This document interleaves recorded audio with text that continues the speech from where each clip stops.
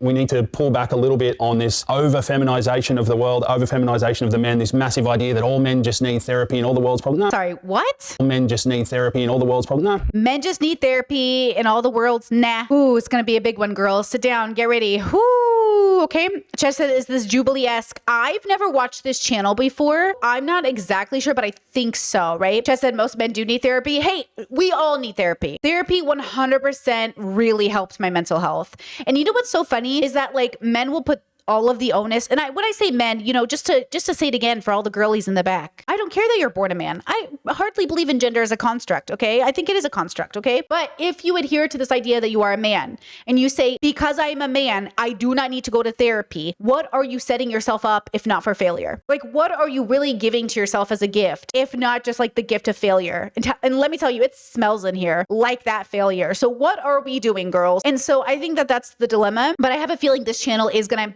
kind of have that Jubilee-esque feel. So just like get ready for that. Is in the spotlight, from men's mental health to shifting gender roles to the influence of the online world. We've brought together some of the prominent voices on. Okay, so this one, Jeff in the corner, right-hand corner, he's the TikToker we saw the other day about Riley. Remember the trans man? To get into the conversation. And just a reminder, the views shared here aren't those of SBS, but they are claims and opinions that are being debated online.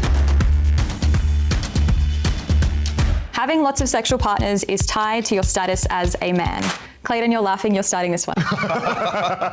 If I had to give one simple answer, no. I think if you're a man and you have what I class as like inherently manly traits, so like you're a man of pursuit, you know, if you're a person with morals and principles, if you're doing it with the right intention, with being honest up front, is it needed to be a man? No. Can it make you better as a man? I think yes, I think there's merit to it, but I don't like the idea of a super high body count of women, if I'm completely honest.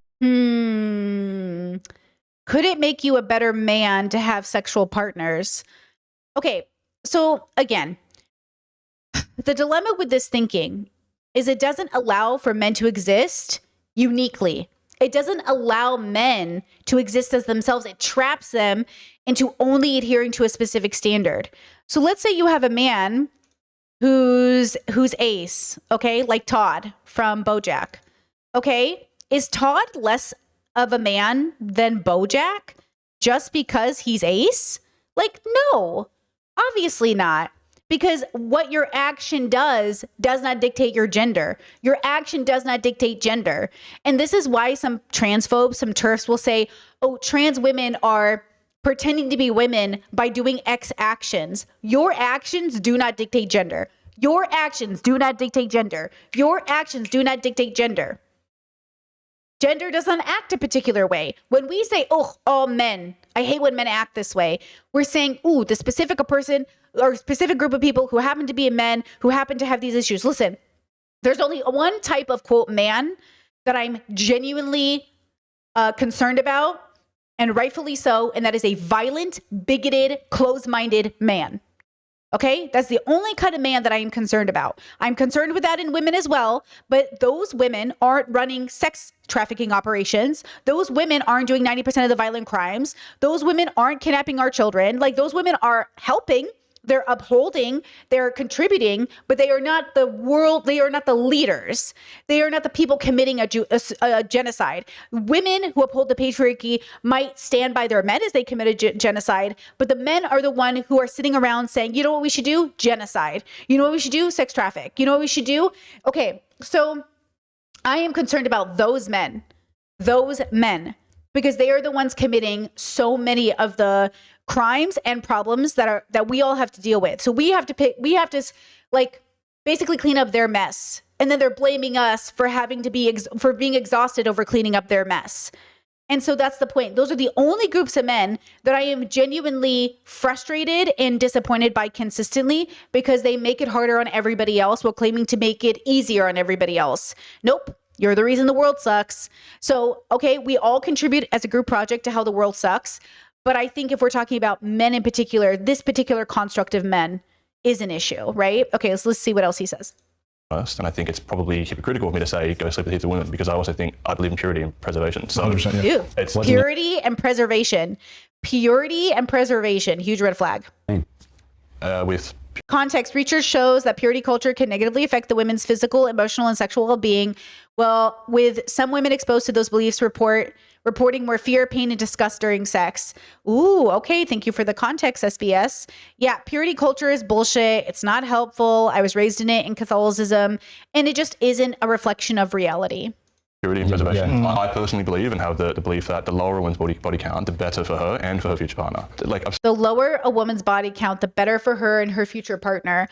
I think the lower the body count, maybe for individuals that could be true, but I don't think that's a prescription we should make. slept with my number, like my share of women, right? And had a great connection with them. And I don't look at a woman any less because of it. However, if it's going to be the mother of my children and she's going to be a representation of me, I don't want 20 other men able to say, yeah, I've been with her. How many people has he slept with? How many people? I want a number. And if she is a chink in the armor, that directly affects every other area of her life, whether we like it or not. There can be dickheads out there that have had sex with lots of women. I know plenty of those guys. Then there's also just humble guys who are just good-looking dudes that just got heaps of pussy, like, and they're legends as well. And then there's guys that haven't really had much sex, and they can be nice guys as well. I don't really think it's specifically linked to whether you're a strong, cool, masculine man at all. The hypocrisy is something that really does baffle me. Like, why is it such an issue to some men that some women do want to sleep around, and but then like one of their mates are sleeping around heaps, and they're like, oh, good job, man. But then to the girl, it's like, no, that's not on. And that's interesting. Like, I respect 100% what you're saying. You wouldn't want to be with an individual that has slept around, and I'm the same. But when it's within a friendship circle and a girl's getting bagged out for it, man, I don't care what you're doing. You do you. Exactly. Leave them alone. Like, it's a personal preference. Doesn't bother me. Yeah, and that's For for me, me. I'm not going to try and break it down on an intellectual level. I just find a chick that's been with way too many guys, I find that unattractive. She knows what she's doing. Stats are or anything. That's great. She knows what she's doing. She's like experienced. I don't want that. Fantastic. I want to be her first. Who gives a shit? He said, I want to be her first. You know what's crazier is the older he gets, the chances of meeting a woman that have not had sex is the younger those women get. Listen, I don't care if you're a virgin till you're 40. I don't think you're less of an adult or less. I don't think you have to have sexual experience to be a capable adult. I want to make that abundantly clear. I genuinely do not buy into that subscription or that prescription that like you have to be sexually, because I think sometimes we think like women know what they're doing. Women should know what they're doing. They should have lots of sex. It doesn't matter. You shouldn't have, there should be no prescription here. It doesn't change your capability of being an adult, whether you've had sex or not. Unless you put all of the emphasis of your personality on that thing, which is where the unhealthy part comes in. It is unhealthy to tell people you are less of an adult because you have or had not had sex, right? It's just silly. If you know, God willing, said design your perfect woman and said put a body count on the chart of what she's I think God's busy, man. I think God's got bigger. So Tarang, you said you don't care, but you said it doesn't matter to you. So let's say you had a magic button. Say they're identical twins and you get to choose this one or that one, and one of them's had, say, 100 partners and one of them's had 10. Is that going to affect your decision or not at all? So I thought earlier that the like chink in your armor analogy was a little bit medieval. I thought that was weird too. So I didn't know what that was. But then you came out with this. Look, I don't know. Like, it could be he, it could be she, it could be they. Like, I don't, you know. But I've looked up dudes. The person, not the only like bi people here. Yeah, I don't. I can't. Oh, okay, damn. It could be they. Like, I don't, you know. But I've looked up dudes. The person, not the only. Okay. They're like competing for who's more bi. I love this. You know what's so crazy about this is like we're jumping into the Australian bubble. These guys feel like liberal, but progressive. So liberal progressives. Like the pink shirt guy, I thought he was going to be more conservative, but he's actually kind of he's kind of liberal. So I wonder if like you know what I'm saying? Like, okay, king, okay, bisexual king, like, but also I prefer progressive over a liberal. But also, I think there is a mistake once again for the progressive guy, to say like, oh, women are more experienced that they've had more sexual partners. Again, I think that's a mistake we make in language. Like, experience doesn't always have to be sexual. Like bi people here. Yeah, I can't say I've ever thought about it in that way before, that like, you know, the perfect person, because the perfect person does not exist, right? Yeah. But I just think that something you said, Chris, I found really profound, which is that the way women will be judged, right, for being promiscuous in a way that men rarely, if ever, are. Right? That kind of social conditioning and the acceptability of that is something that I have a problem with. Because to me, it's like we either judge everyone here or we judge no one. And I think when it comes to this, as long as people are safe and consensual, we shouldn't be judging anyone. I agree with that. Right? It is double standards. And it Okay, is they agreed. They all agreed with that. What an interesting bubble. Ooh, I'm having so much fun now. Ooh. Because my dream world is one where like liberals and progressives are arguing more than conservatives. Because like there's just nothing good from conservatism. There's just like nothing good about the way they think. They're all inherently bigoted. There's just like nothing good coming out of Republican policy. But to see like liberals and progressives argue is so interesting. And even though ideally we'd still be moving more progressive, not just politically, but philosophically, right? I think that's so interesting. Wow. It's misogyny. It's internalized misogyny. It's something that you're saying for you to date them, you need to like have a requirement that you need to have a number next to you. And if you don't have that number count, I'm not going to date you. Do you think he's a misogynist? Hang on. No. Can I come back and do a question? What about the women that expect 6-foot men over $200,000 salaries? They want muscles. They want this and that. You're ticking all these boxes, man. Like, No, stop. I'm under leave- 6 foot. leave- Hang on, I'm just going to clear that up. But let's be serious here. Like, it's not fair in this day and age that women expect X, Y, Z out of men a lot of the time, and that is factual. And they're considered empowered women for wanting that. But then if a bloke says, "Oh, sorry, you've slept with too many men," we're the dickhead. No, hang on a second. Like, it's As a bi man, though, would you choose that if you're looking for a male partner? But both are bad. Like, why can't we just say like both are bad? And P.S. like I think everyone on this panel, not that it matters, is like attractive in their own way, and yet like I don't think I don't know, like everyone feels like no one's like everyone is just like different, but like attractive in their own way, different in their own way, existing in their own way. But yet they come down to these very like limited ways of thinking with all of their lived experience, with all of their like way of moving through the world. We're still getting down to like, well, if you can do this, why can't I do this? What are we, 5? Just because somebody's doing something you think is bad doesn't mean you should do the other side of it. Neither. Like women, okay, men who get praised for having many bodies is just as disgusting as shaming somebody for having none. Because what are you praising your guy friend for hitting box? You know what I mean? Like, what are you even praising him for? So I think it's just like, it's just as toxic. Ultimately, we have to deconstruct that. Why are we even praising people for getting pussy or not getting pussy? To put it just, but like, why? And your male partner's had hundreds of sexual partners versus someone who's only had 10. Does it make a difference for you? I would not care as long I would be dating this person because I would It'd be why. Why do you have these many bodies? Why is this your lived experience? Why is this your relationship? not. I would actually, if they disclose that with me, that is fine. If they don't, I would not care because I would not base my relationship with that person based on how many people they've slept with. Because I do think that aspect is very odd and it stems from control and power. Because It's like if it's 5, 10, just to put it out there, I'm like, I can deal with that, I think. That's better. And again, I acknowledge this is judgmental, but it's not the number so much as the values that have to go in place. Because if she's a beautiful woman, she can sleep with 1,000 men in the space of a month easily if she wants to. Context: to sleep with 1,000 men in a month, a woman would have to sleep with 33 men a day, more than 1 an hour. Wow, this SBS notes are hilarious. Hilarious. What I'm interested in is purity, devotion, love, femininity. The thing I struggle with is the idea that it's like pure or self-preservation around women. That's what, to me, that at its core signals an imbalance of power, perhaps control, or something remotely related to. It's the same as a car. Like, this is a crude example. Women are not cars, bro. No, Women are not cars. Do you take care of your car? Like, do you really, when it's yours and yours alone, we take a look. I don't want other people driving my car. When people start talking about women as cars, it's just like, bro, please. I'll put it that way. Not to say that she's less because of it, but in Can I terms throw? of... Can I throw? But it is inherently that. Is it okay for you then to have a higher body count than a prospective female partner? Ideally not, but the fact is, do I? And yes. So is it somewhat hypocritical for me to say it from a numbers standpoint only? Yeah, it is. So you yourself over because you're too much before. Is that what you're saying? Like if you're trying to meet someone now and it's like 50, you're like, oh shit. I think men are only, if men do it with intention, we're only better from having multiple sexual partners. There's no downside for a man doing it because you're better at sex. Just jumping in, can we hear from Mitch? I haven't heard from you.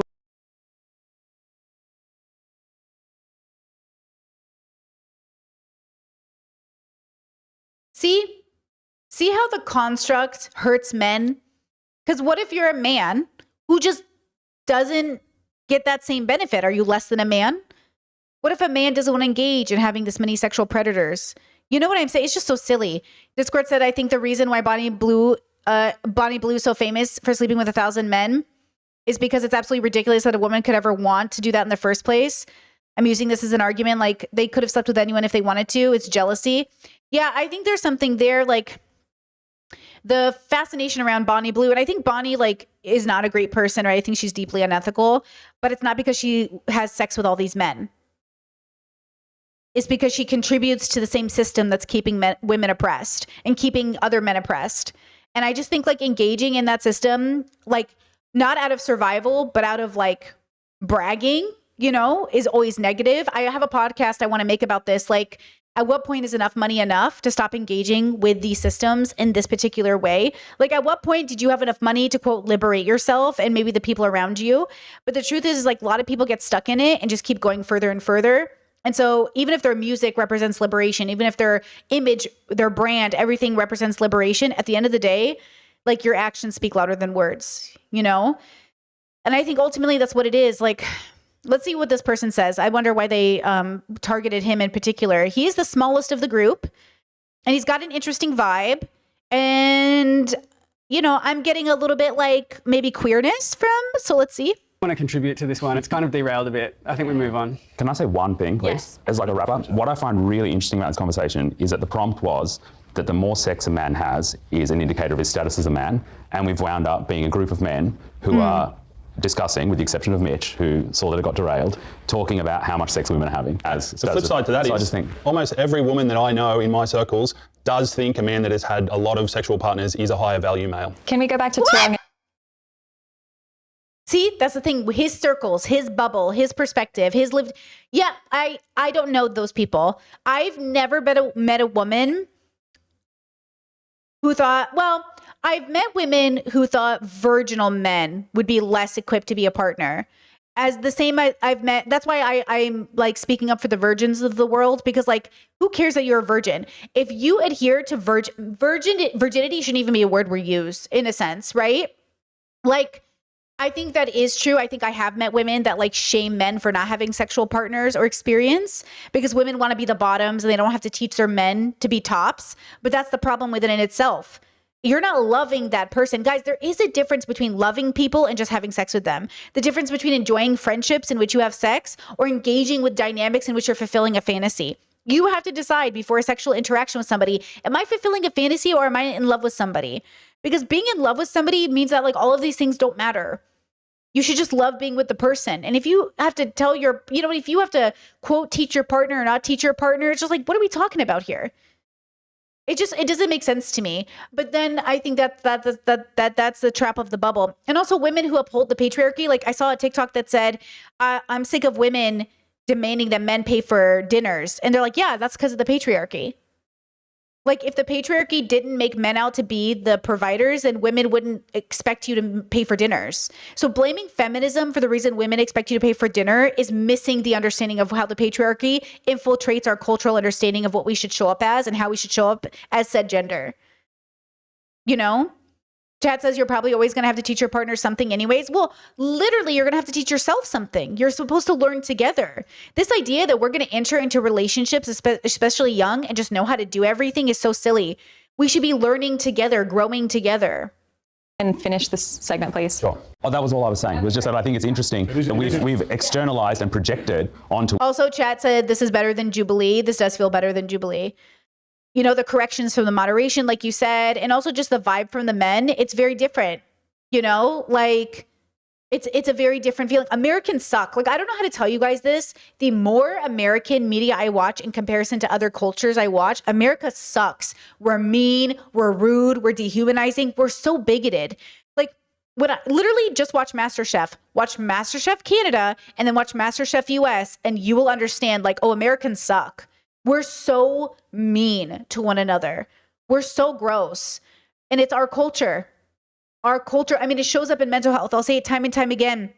There have been studies that when people have intrusive thoughts, schizophrenia, hallucinations, they are more violent in America than in other places. It's because of our culture. Women rather than going. Because we're men, so we can talk about our experiences. So that's how Okay, conversations next work. prompt, please. Men are wired to be more aggressive.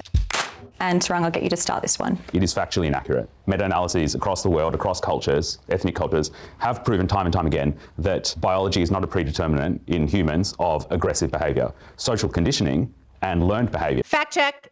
There is a weak positive correlation between testosterone and aggression in humans, according to several meta-analyses, but links are not straightforward and are influenced by factors such as social constructs or context. Or a feeling of a lack of power result in men taking aggressive actions. But the idea that men are predisposed to be more violent or that men are Which study is inherently that? What violent. study said that? Yeah, I think this is important. If men want an out, listen, this is why I say I give men an out every day. I don't think you're born violent or evil. I think society shapes you to thinking this is the only thing you can do to be a real man. So you convince yourself that this is what a real man does. And I'm saying free yourself from that construct so you can you're allowed to just be happy, right? You're allowed to just be happy. And this is why it hurts. This is how they use racism against you. It's why colonizers and racists will say black communities are more violent. And, it's this adjacent to whiteness and softness. That's why that group of black boys who went and got like matcha shakes, we saw them last week on stream. They were like, the fact that people think we're not allowed to engage in like drinking a smoothie, or we're not allowed to get our hair done or do our nails, or we're not allowed to engage in fun without the fear of aggression, is like, that is patriarchy. That is racism. That's how it infiltrates in. It's why like transphobia hurts all women, because ultimately, like, being a woman growing up, who a lot of people would be like, hey, are you a man? Are you a man? Like, yes, of course. But what do you mean by that? They're trying to use it against me. Why? What's wrong with being a man? So they'll say, like, again, they'll do this whole thing where they're like, we want to protect women against men. That's why we hate trans women. So men are a threat to women. And they'll be like, I can't believe you just said men are a threat to women. It's like, you can't decide. It's like you pick and choose. I just want to see consistency. And I will tell you, progressive thinking is the most consistent, that gender is a construct, that you are not born evil, but as long as you uphold patriarchy, you will then engage in evil, because that's all that it tells you that's what it tells you to be. And we're saying, can you please be different than that? Can you deconstruct it? Because we would love to live in a world where we don't have to cross the street because a man is on the other side, right? Or like, we don't have to cross the street because there's a man, right? We would love to believe that we could live in a society where like you being a man isn't inherently a threat because culture didn't shape you that way, right? Chet says, Brittany, do you have any advice for explaining that to a man in your life? I almost feel like he won't consider the option because a woman is telling him. Well, I think that within itself is that's that misogyny, right? I don't know, girls. Someone said something in chat the other day, like, nobody knows how hard it is to be a feminist woman with brothers who won't deconstruct. And I think, honestly, that might be the book I write one day, because I have 8 brothers. And nothing has informed me more than being the third oldest in a group full of 10 kids. Like, 8 of them are boys. And if I know anything about how men interact with the world, it's like a spectrum of watching your brothers be in their 40s all the way to their early 20s and seeing how these men have been raised by culture and have shifted differently because of it. And also how they uplift the patriarchy and how they won't listen to you. But at the same time, like, they come to you when like shit hits the fan. It's kind of interesting. It's interesting being the first call when things go badly or when they need the emotional support, but also the first person they blame when, oh, you're complaining too much. It's interesting. So I don't know. I think sometimes you can't explain it. Like sometimes like you can't explain if they're not ready to listen. And that's why they have to do the work, right? They have to do the work to say it. Like I remember when like Sneeko, who built his whole platform on like misogyny and everything, like he came to me in private. Steven, who built his whole platform on misogyny, came to me in private. Like men will come to you in private for advice, but in public, we'll talk badly about women. Women are emotional. Women are this. But then in private, they come to you for advice. But they don't take the advice because it doesn't match up with how they're supposed to show up in the world as men. They're boys who want men to approve of them. But they're losing all the women in their lives. All the women that were engaging with those streamers, they all came to me for advice. And then the women left and were liberated away from these men. And the men sank further and further into misery and blamed women instead of their own actions.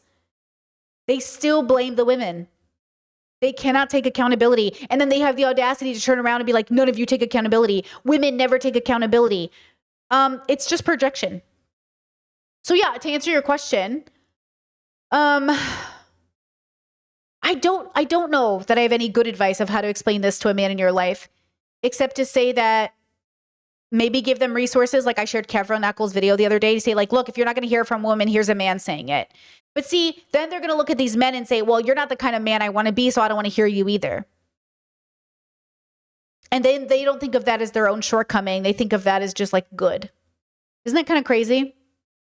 So a meta-analysis means meta as in large. I'll chime into there 100%. I reckon you are bang on in terms of men tend to be more violent when they are running from traumas, pains, whatever it may be. But for me personally, if someone was to step in front of my family and produce a threat, I will be a very violent individual. 110%. That's also the fantasy that men create. Most of you are pussies and won't do anything. Like most men are pussies and won't do anything instead of being wise and not committing violence. Here's the difference. The difference is, will you do something when something matters, or actually will you not? You won't. But instead of actually being wise, because I'm not saying violence is the answer. I'm not saying you're a pussy for not being violent. I'm saying you're a pussy for thinking you would do something because you don't even know yourself to know you won't. You're probably so privileged you've never had to. But as a woman who's being put in a situation where I expected a man to do something and none of the men stood up, and I was the only one who stood up, I will tell you this, it's never a man. It's always a woman. In my lived experience, it's always women who speak up. All of these arrests I keep seeing of ICE agents kidnapping people off the streets, it's always women, mostly always women who are screaming and bringing attention and making a big fuss of it. Have you noticed that? I'm like, where are all the men? You all don't get involved. And I'm not saying, one-to-one. I'm saying, generally speaking, all the content I consume is women standing up, women getting in between, women getting in front of. And maybe that's a psychological, decision because maybe a man would hesitate to hit a girl. So maybe the girl gets in front because maybe she is more likely to de-escalate. But maybe that's because men have been trained not to hit women. But then the irony is like men excuse their abuse of women because it isn't physical. It's a whole process, It's a whole process. Chat says, is there advice for women who want to trust men more? Fear of danger makes me distrustful, but I don't want fear distracting my actions or dictating my actions and life. I will say this. I will say before engaging with men, because men are never going to convince you that they're not scary. Because men are trained to be scary. So you can't go to a man to kind of treat, you have to first philosophically, honestly, see if you agree with the idea that men aren't born bad, and then engage with men who have also deconstructed. Because if you're engaging with a man that it's upholding the action of aggression is a part of their experience as a man, then they're just going to reinforce the fear of them, right? So you have to first decide, because first and foremost, Brittany, refuse to believe how a baby is born will tell me if they're aggressive. Because if we really believe this, we would not have baby boys. Do you understand? Like, in order for us to really believe men are inherently violent, we would literally have to stop having baby boys. And none of us are going to do that because we know we love our baby boys. We are never going to do that because we know it's not true. If we at all ever believed, and like maybe some people believe they're going to end up breeding boys to be soldiers, and that's disgusting. Talk about cannon fodder, right? But I do not believe a baby is born aggressive because it's a boy. So first and foremost, my belief exists outside of anything I see in front of me, because ultimately I know we are more than the way we are raised. But I also know the world as a whole might not be ready for that. So it allows me to keep my prejudice at bay, right, of being fearful of men, because it's now, what kind of man am I dealing with? Am I dealing with a man who's deconstructed? Am I dealing with a man who doesn't rely on violence as a way to communicate? Am I dealing with a man who's been socialized out of it or socialized differently, right? So that's what I want you to focus on for yourself first and foremost. Start with yourself. Do you think babies who are born boys or assigned male at birth, do you think they're inherently bad because of the way they were born? If you do, then, well, that's one thing. But if you don't, then remember that every man you deal with was a baby and was a boy. And there's a good chance he might not have raised himself or been raised to be a bad man. Even if most men are raised under patriarchy and sort of like keep that going, maybe you'll meet one who's deconstructed, because many of them are deconstructing. Many people who happen to be born male are deconstructing every day, And I also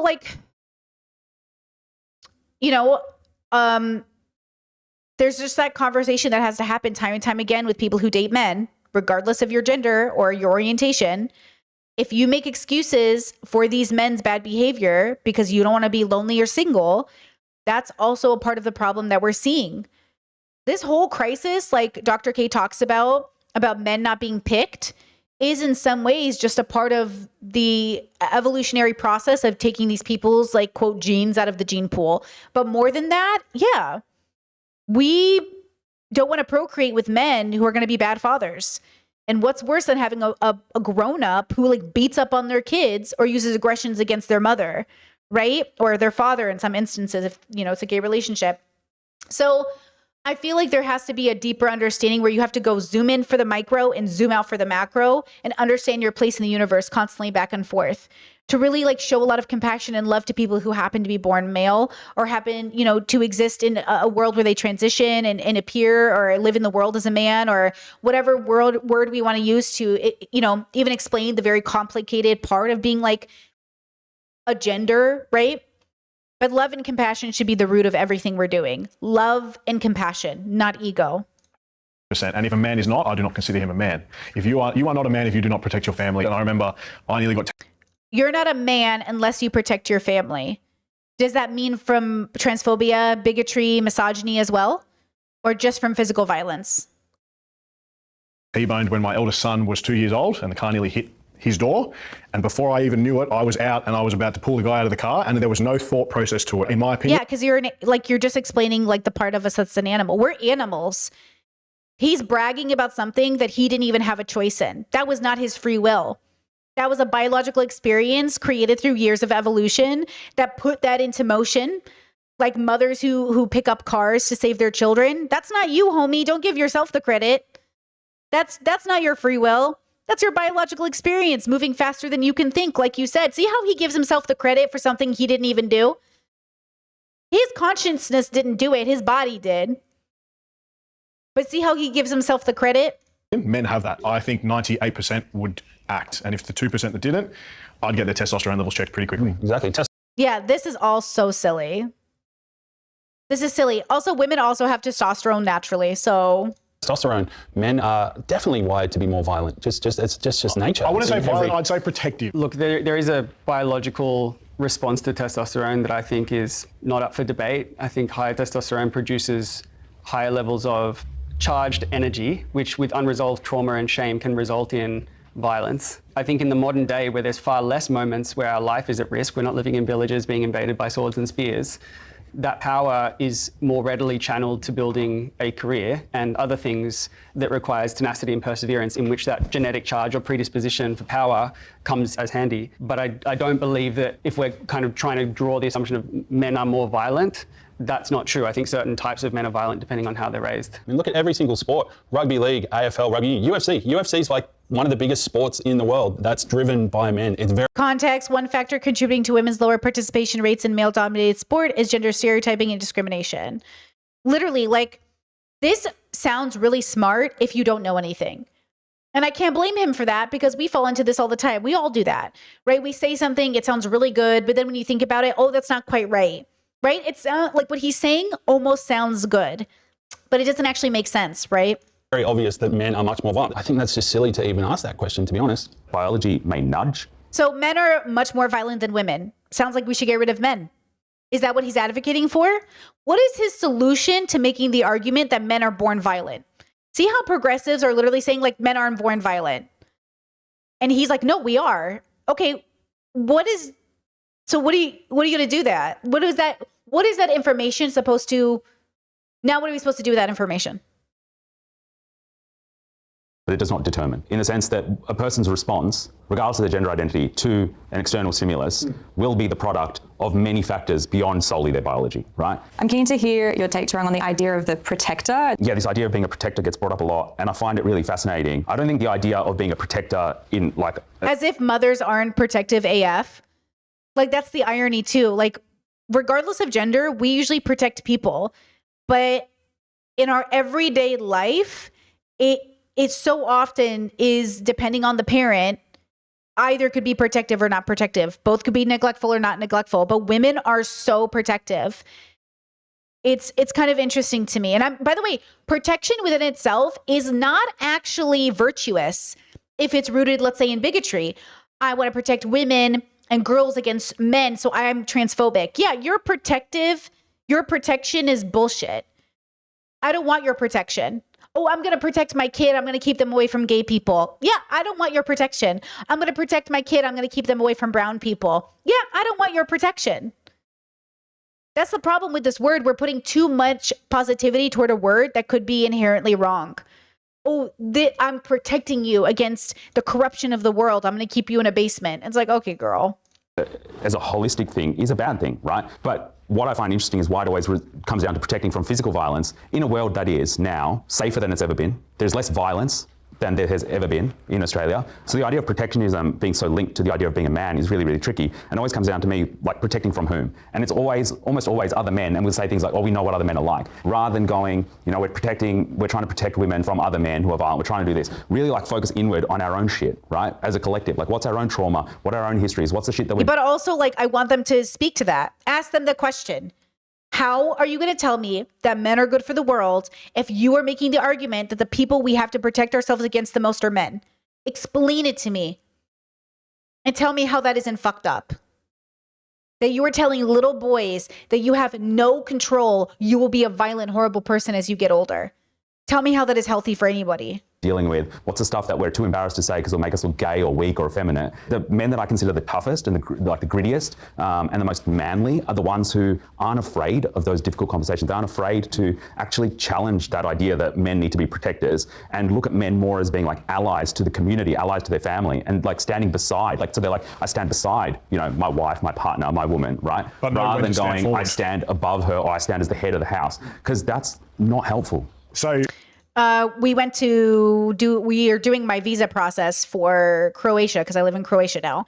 And my partner doesn't work and I work, but we don't have a provider relationship. I'm going to have a podcast about how provider relationships are inherently misogynistic and just horrible. They're bad for everybody. But I am the sole income earner in my family, right? And we don't adhere to gender stereotypes or cultural expectations in this relationship. But we're not a provider relationship, right? Our gender doesn't dictate who the provider is. There is no such thing as a provider because we're on the same team.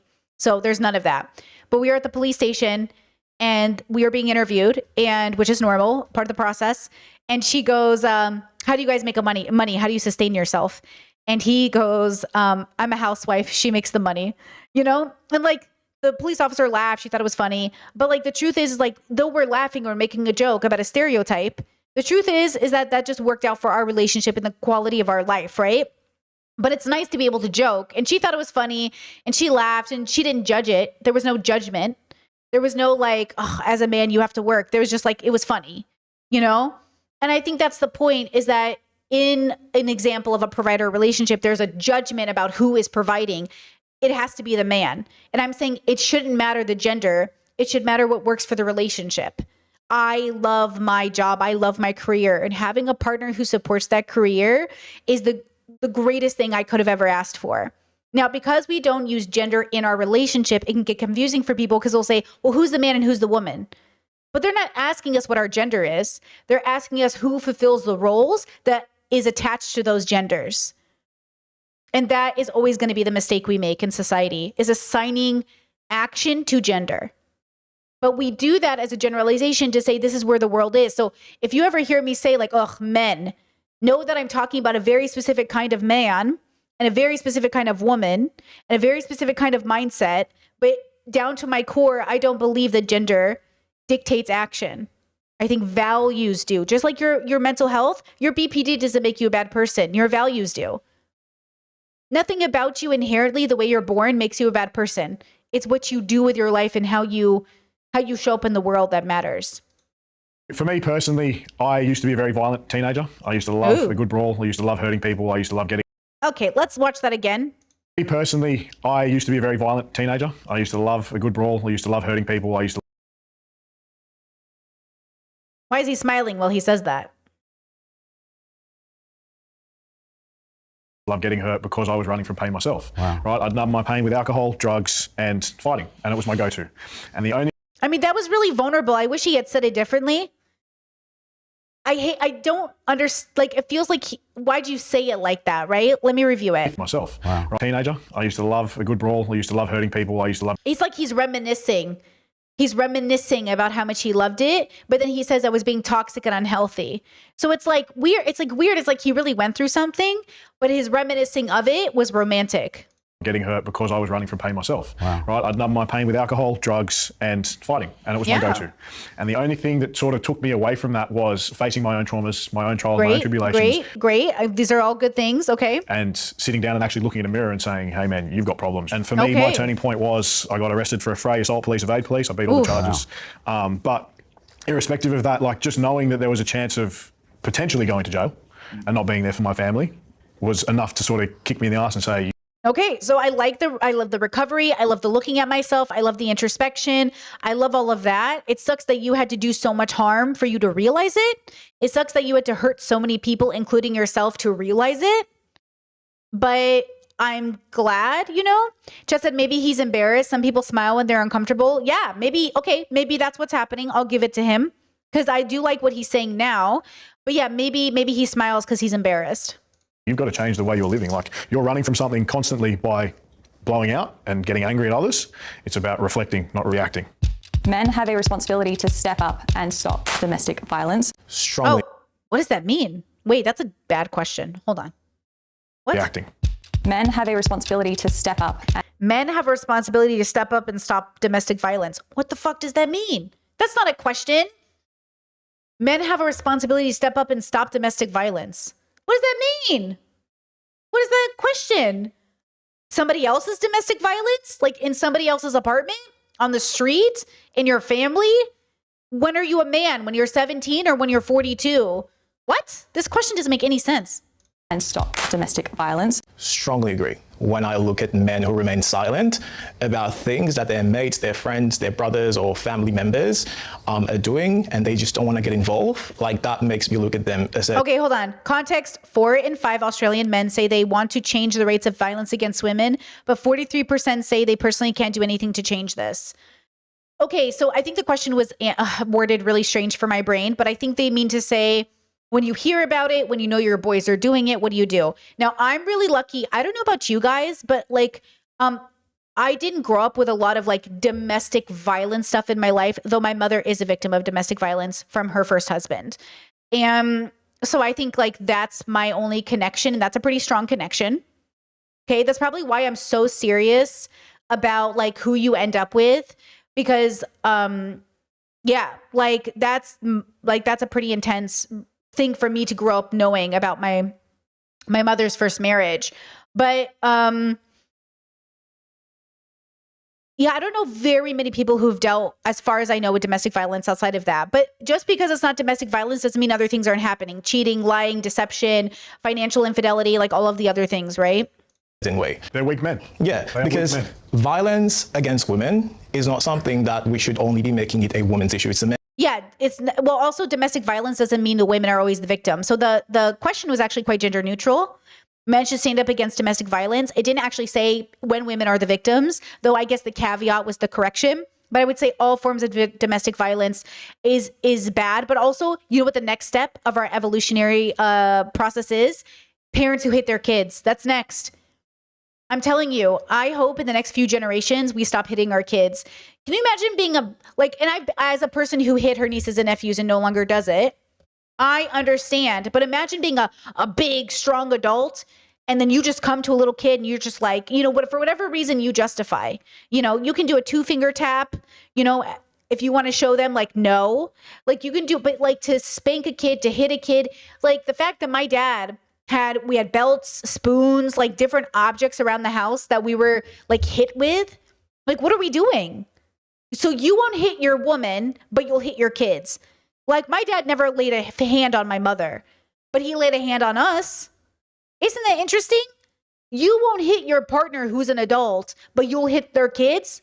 You'll hit your kids. What are we doing? And yet it's so justifiable in our head because it almost sounds better. We have to stop doing this. Okay? We have to stop hitting anybody, except in moments of self-defense. And when you're a parent and a kid, you're not self-defending against the 5-year-old, bro. Okay, your 5-year-old isn't coming at you with a knife so much you got to be self-defense. Okay, relax. Man's issue. It's always been a man's issue because the majority of perpetrators that makes up the amount of violence against women and children are men. And by the way, that lesbian statistic everyone brings up, from my understanding, where they're domestic violence amongst the lesbians is actually really high. is actually a statistic from women who dated male partners previous to their lesbian ones. So when lesbians were given as were asked, do you experience domestic violence? They were saying, yes, I have in previous relationships with men. But so we have to be careful about the way we do studies, and we have to be careful about it, because sometimes you don't need a study to see what's obvious in front of you. You don't need a study to see what's obvious in front of you, guys. Domestic violence exists in all gendered relationships, but obviously is the most prevalent in a culture in which one gender men are raised to believe, right, that their aggression is a part of their personality quirk as a man. And that is a statistic that we're never going to be able to change unless we actually look within and say, hey, we have a problem. And I do think it takes stepping out, within that comfort zone, of being judged, or you don't want to upset your mate, you don't want to make them feel uncomfortable. Don't point at me. I'm on your side of this one, man. I cannot stand domestic violence, and if I ever experience it, I will call it out, and I would never be friends with any man who commits domestic violence. Yeah. I'm in one exactly, with you all the way. and we don't have to wait for your sister or mother or cousin or someone that to be a statistic of violence for you to then say, well, I now want to talk about it. That's right. A lot of my friends, unfortunately, have been incarcerated, but even within the jail system, if you go in as a woman basher, you are almost as bad as a rapist and a pedophile. They are not hard, they are weak individuals, and if you see it, say something. Like, I think one of the problems why some people don't speak out is that I've personally seen arguments between couples in public settings, and obviously no one knows who they are, and a man will go and confront the other male who is being rude or obnoxious to the female, and the female will actually turn on the person that's coming to help her. Look, I think that there's so many factors at play here. I came to Trauma, generational curses, expectation of bad baby saying, you want me to leave my man just because he hit me? My mom's done worse to me than that.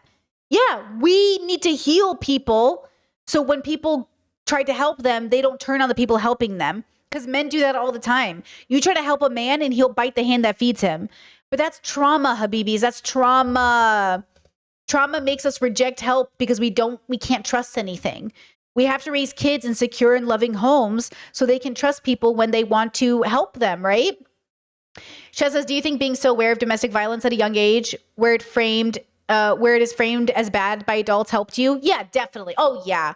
That's why I'm so frustrated with my parents, especially my dad right now, because my dad never hit my mom. They never turned on each other. They never used bad language to communicate. Sure, they had disagreements and stuff, but they never I never felt like my parents fought. I would never describe what my parents did was fighting. Though all of my siblings have different relationships of how they view my parents' relationship, I never viewed my parents as people who fought. I thought of my parents as people who argued or had discussions that maybe got a little bit loud because we're West Asian, Iraqi. Middle Eastern is a colonized term. I'm trying to get it out of my vocabulary. But I think that for me, as somebody who's neurodivergent and I raise my voice, I'm not angry because I'm loud. My parents got loud, but I never processed it as fighting. I processed it as being passionate, because it never escalated, right? And that escalation is what I'm looking for. Yeah, Chat says, lately I've been seeing a lot of Ozzy and Sharon Osbourne clips, and damn, they fought. They fought, throwing bottles at each other, hurting each other, physically getting violent. That's what I think of when I think of fighting. Or I'm not talking to you, fuck off. My parents didn't go 3 days without talking. Nobody went to their mom and dad's house while they fought. No, you're adults. You have to make it work. So for me, seeing my dad talk so negatively about that man who abused my mom, saying as a man, you never hit a woman. Well, then why were you hitting your little girls? Why were you hitting the boys? It's interesting. It's hard to process. But yeah, I never saw my parents and my dad eventually stopped when I was 15, I think was the last time he hit any of us, when I was 15 or 16. And a big part of that is because he went too far one day with me. He went too far with me one day.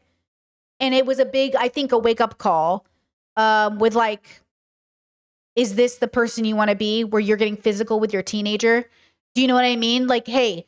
And, it's one of those moments where it's hard to look at yourself and say damn, I really lost it. Yeah, bro. And for what? For what? Because your daughter was asking questions that make you uncomfortable? What are we doing? And I think sometimes we need a wake-up call like that. But the dilemma too is it doesn't just stop there. You have to keep growing and deconstructing. So yes, it was great to watch a man grow up and call cheaters rats and domestic abuse people rats. But what was even more important is that he never did it. What was even more important is that my dad never hit my mom, that he never cheated on my mom, that he walk the walk. If only he could continue to extend that further out, which I think he's a much softer grandfather than he ever was a father. Like my dad and I have a very particular relationship. I definitely am one of the kids that spent the most time with my dad because there was 10 of us. So we all have different relationships with him. And I think I probably have one of the better ones. But it is one of those things where it's nice to see him soften in his years as a grandfather, because lots of people age and become harder. And it's nice to see that my dad has gotten softer as he's aged. I think that's really important. I hope that answered your question. Okay.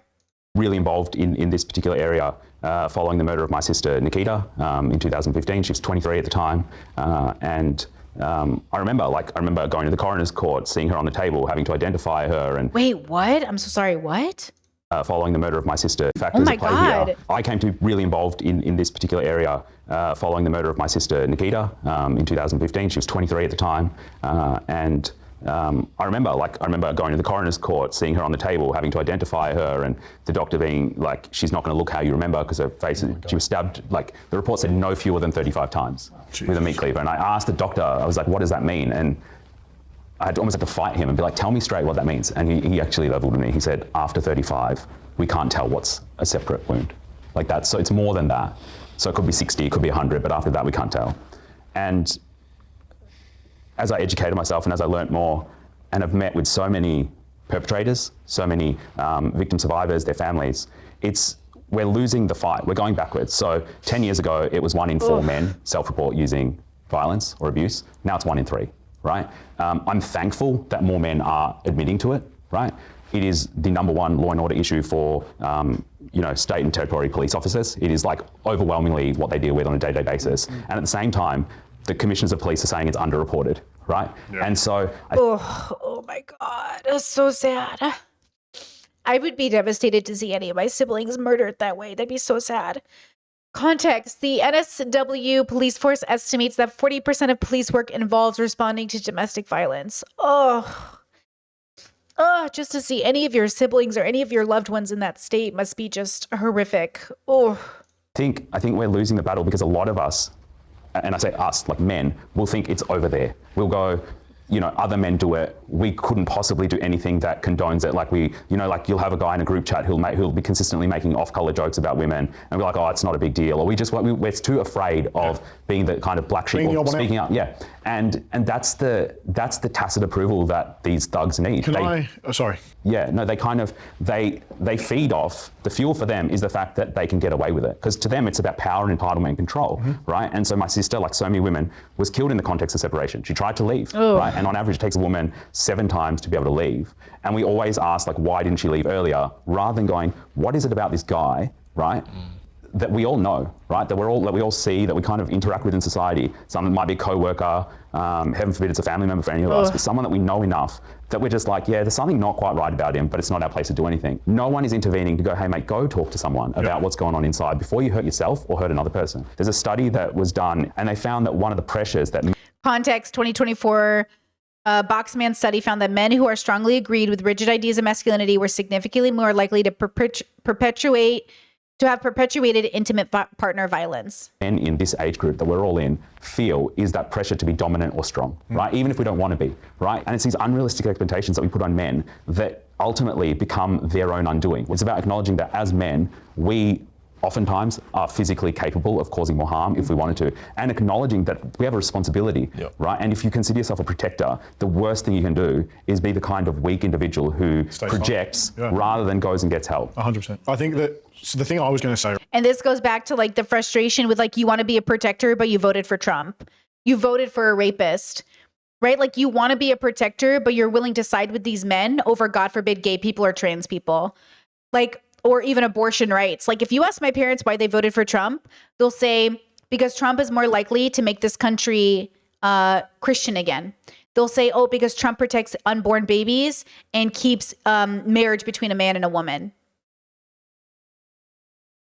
And that's the question. Like, is it really better to vote for this man, to basically back a rapist over all of these things, you know? Is that where your values lie? What's that quote about sleeping with the devil? Right. First off, I want to say I'm really sorry for your loss, man. It's horrible. I Yeah, wouldn't same. wish that upon anyone at all. And I hope that the perpetrator is spending the rest of his days inside jail. Nikita Chawla's murder was sentenced to 22 years in jail. Not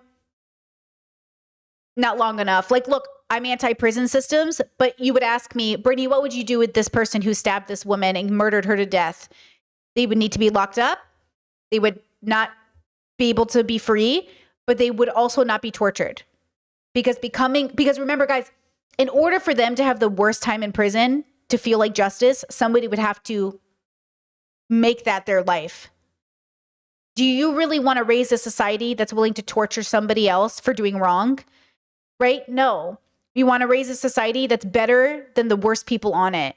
We want to raise a culture that raises good people who are good no matter how ugly the world gets. So that person should be locked up. They should be locked up. They should be treated with the dignity they were never able to give somebody else. But that doesn't mean they need to roam free, right? They made their decision. They acted in a way that said that they were a threat to other people, and they need to be treated accordingly. And maybe while they're in jail, they can have a wake-up call. They can have an awakening, but that doesn't mean they need to be freed. But that doesn't mean jail has to be literally solitary confinement, or jail needs to be a place where prisoners get assaulted. It doesn't mean jail has to be a place where prison has to be a place where people feel vindicated in hurting these people because, quote, they deserve it. Nobody deserves it. Nobody deserves to be tortured. Nobody. Nobody deserves, and you have to really believe that to understand it. This is why I say, like, no, when I say it, I mean, I fundamentally believe it to be true. Nobody deserves it. If ands or buts, no one deserves to be tortured. But a lot of people actually think a lot of people deserve it. And I'm saying nobody deserves it. But the thing that I foresee being an issue, right? So a lot of men don't want to speak up because unfortunately there is a side of women that have been so heavily hurt that all men are now targets. You see a man comment within these groups, they are attacked. You don't belong here. You don't believe us. Like, we choose a... My homie. A man just said his sister was stabbed over 30 plus times by a man she dated, and you go right to, but where's our space on the internet? Where's our space in these circles? Where's our space with these women? My homie.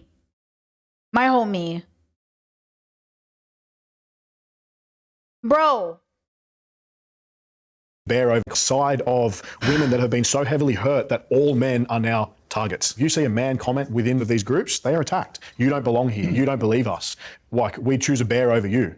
And in my...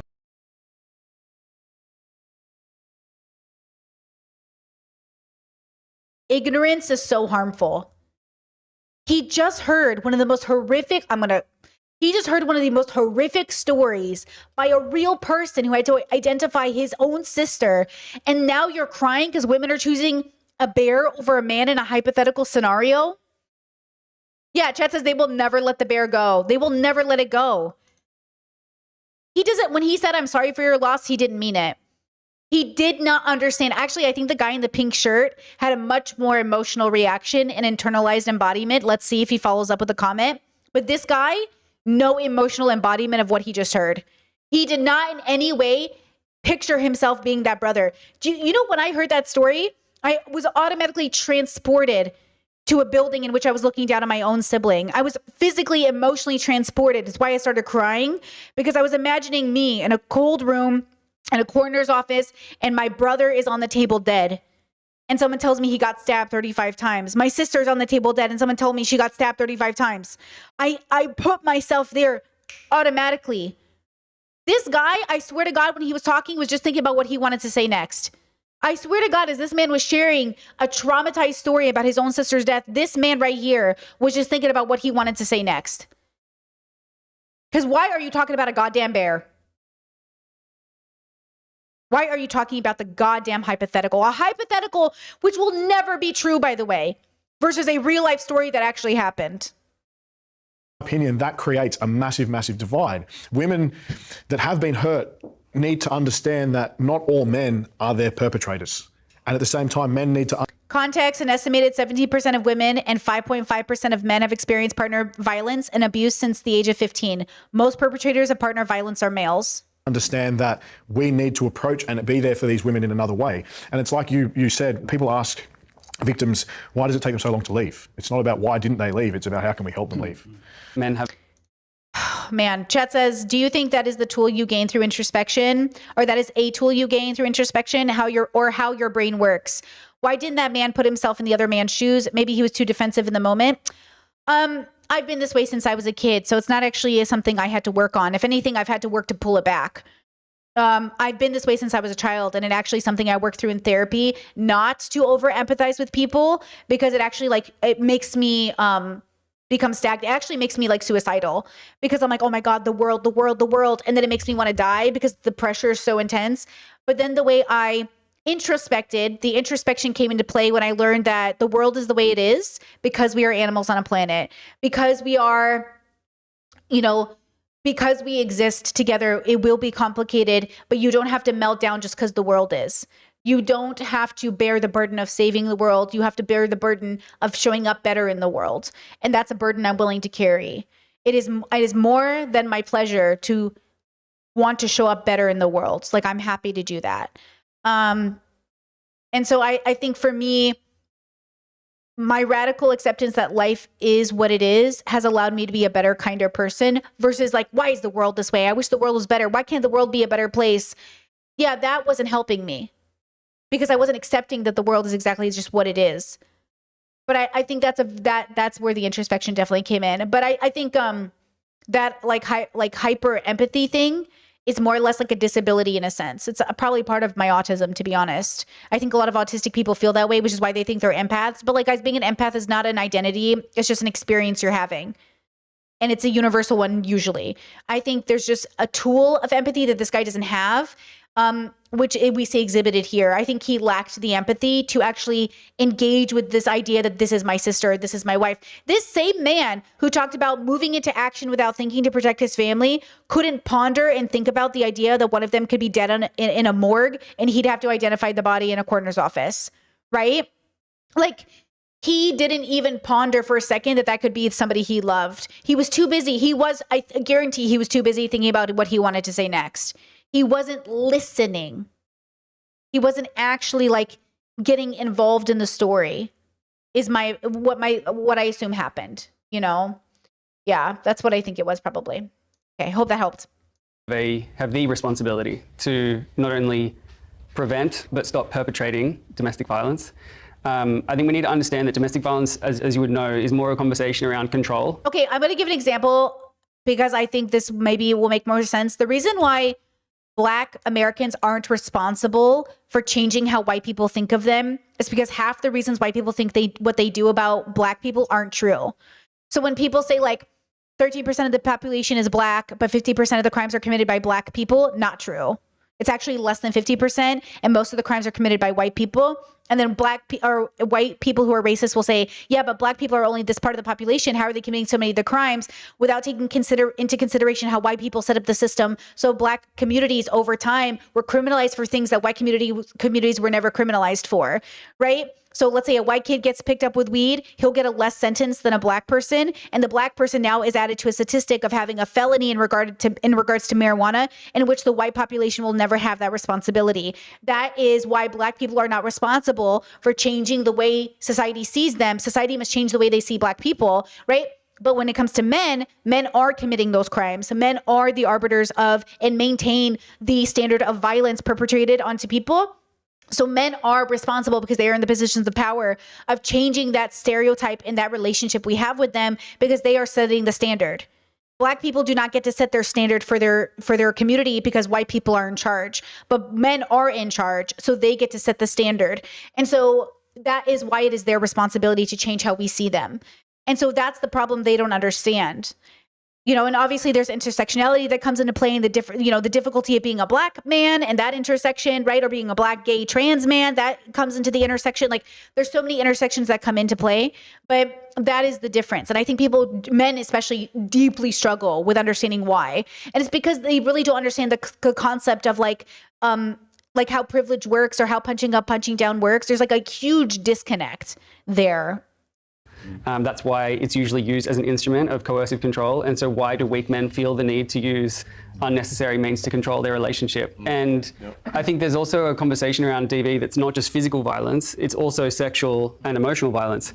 I mean, I actually, before I touch a woman intimately, will ask her, hey, are you comfortable with me touching you there? So you consent. Yeah, I mean, and that usually the first Informed time consent. Sounds like informed consent, maybe. sleep together, and after that, I'm not robotically like, is this okay, is this okay, is this okay? But I do think that, men equate flirting with sexual escalation. But as a married person who engages in informed consent with her partner, I might say, because I'm not entitled to having sex with my partner, I might say like, hey, are you in the mood today?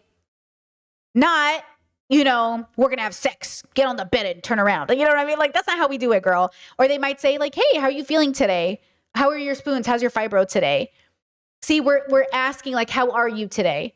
Is this something, because like I'm so chronically ill, sometimes like my sex drive is impacted, or sometimes it feels like my birth control impacts it, or sometimes I'm just too tired and I'm not the horniest person who's ever existed.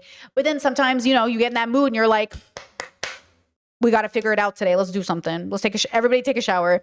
The point is like you're asking for informed consent. You're saying, how do you feel today? How are you doing? I miss you. Hey, I miss you. Like,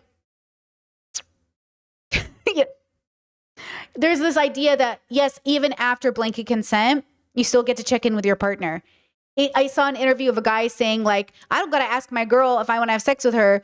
Like, we're having sex. She's my girl. And it's like, no, that's not how that works, right? And women usually, flirting for them is playful personality interaction and connection. And so often we can make women feel uncomfortable without knowing it by doing things that we assume is okay and they aren't. So I think a little check-in goes a long way to build safety. And when it comes to emotional violence, that's a real thing as well. Like, so often men will put offhanded comments knowing it's going to sting. I mean, I'm not saying this is just men that do this, but when we use our words, those things can be highly traumatic. And I know that seems like a soft comment to say, but some of the worst things that's happened in my life hasn't been anyone necessarily touching me, but the way that they've treated me and made me feel less than or very, very unsafe within being who I am. So we need to broaden that conversation. And to understand that over time, it's about diminishing that person's sense of self to the point where they become a shell of a person. Because it's much easier to physically harm someone. Somebody in my podcast channel about my conversation around cheating saying it's abuse, someone said, oh, that's going too far. Cheating isn't abuse. It's not emotional or sexual or physical abuse. How is cheating not emotional abuse? I even gave examples of different cheating examples. And this person in chat was like, yeah, how is cheating abuse? How is having a long-term affair as an example of cheating, where you gaslight your partner into thinking nothing is wrong, even though they feel like something's off, and you tell them every day, nothing's wrong, everything's fine, I'm just working late? How is that not emotional abuse? How is that not stringing someone along? You're hiding an STI status. You're getting somebody else pregnant. You're engaging in sexual activity where your partner can't. What do you mean? What do you mean? I think it's because maybe partially they kind of assume that the cheating is something like, oh, I texted a girl or something. But hey, heads up, that's also incredibly inappropriate and absolutely a violation of trust. If that's the construct of your relationship, of course. So you know what I mean? Like, isn't that amazing how like when they process it, they're like, how is cheating abuse? I don't get it. And I'm like, how is it not? It's actually on you to tell me how it's not abuse. Go ahead. That's my new rule of thumb. I shouldn't have to prove to you why cheating is abuse. You tell me why it isn't. When you break them down psychologically over a period of time. It's about finding the missing middle as opposed to pushing people to the fringes. And, instead of feeling like you need to hit someone or feeling you need to like freeze them out, it's about being a man, aka doing the work and knowing how to set a boundary. That's a normal, healthy adult thing to do. It's minimum standard. To be able to say, if someone's doing something that you don't like, remain in yourself and say no. Yeah. As opposed to you, or I'm now going to act like a child. No one should be able to evoke that out of you. No one. Unless your child is about to get hit by a car, you should not leave the state of being in your... Cool, calm, collected. In your castle at your home. Yeah. Traditional gender roles are the backbone of a healthy society. Ooh, okay, girls. This is going to give us an example of where these men are coming from, what bubbles they are in. A part of me would love it if none of them agreed with this. A part of me would be like, okay, Australia, but let's see.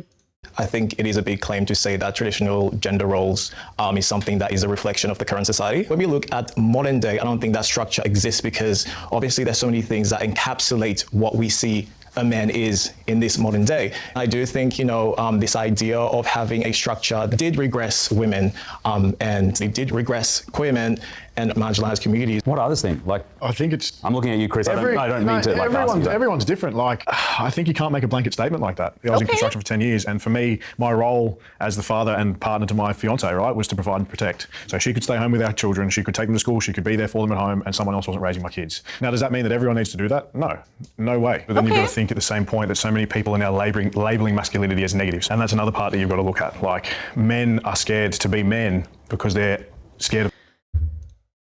You were so close. You were so close. Okay, I'll give it to them.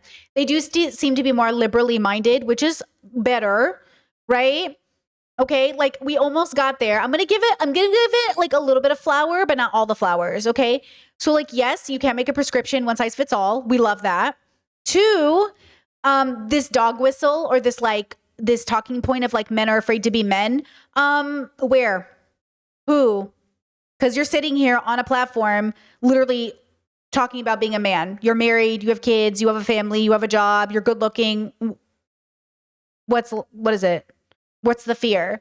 And also, like, is masculinity what you described earlier about like facing prison and being violent and enjoying hurting people? Is that your masculinity? Or is your masculinity something different? Because to me, masculinity also doesn't have a prescription of action. It's vibes.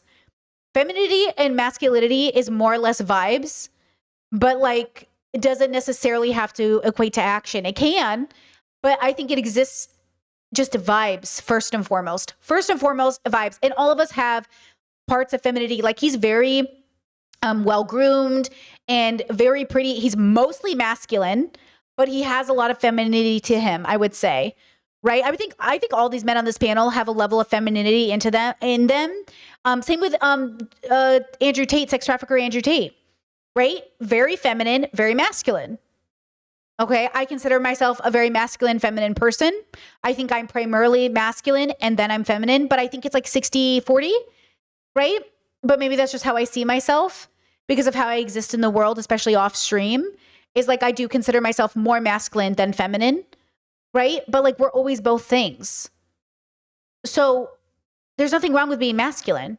There's nothing wrong with being feminine because it's vibes, but there might be something wrong if you attach masculinity to violence.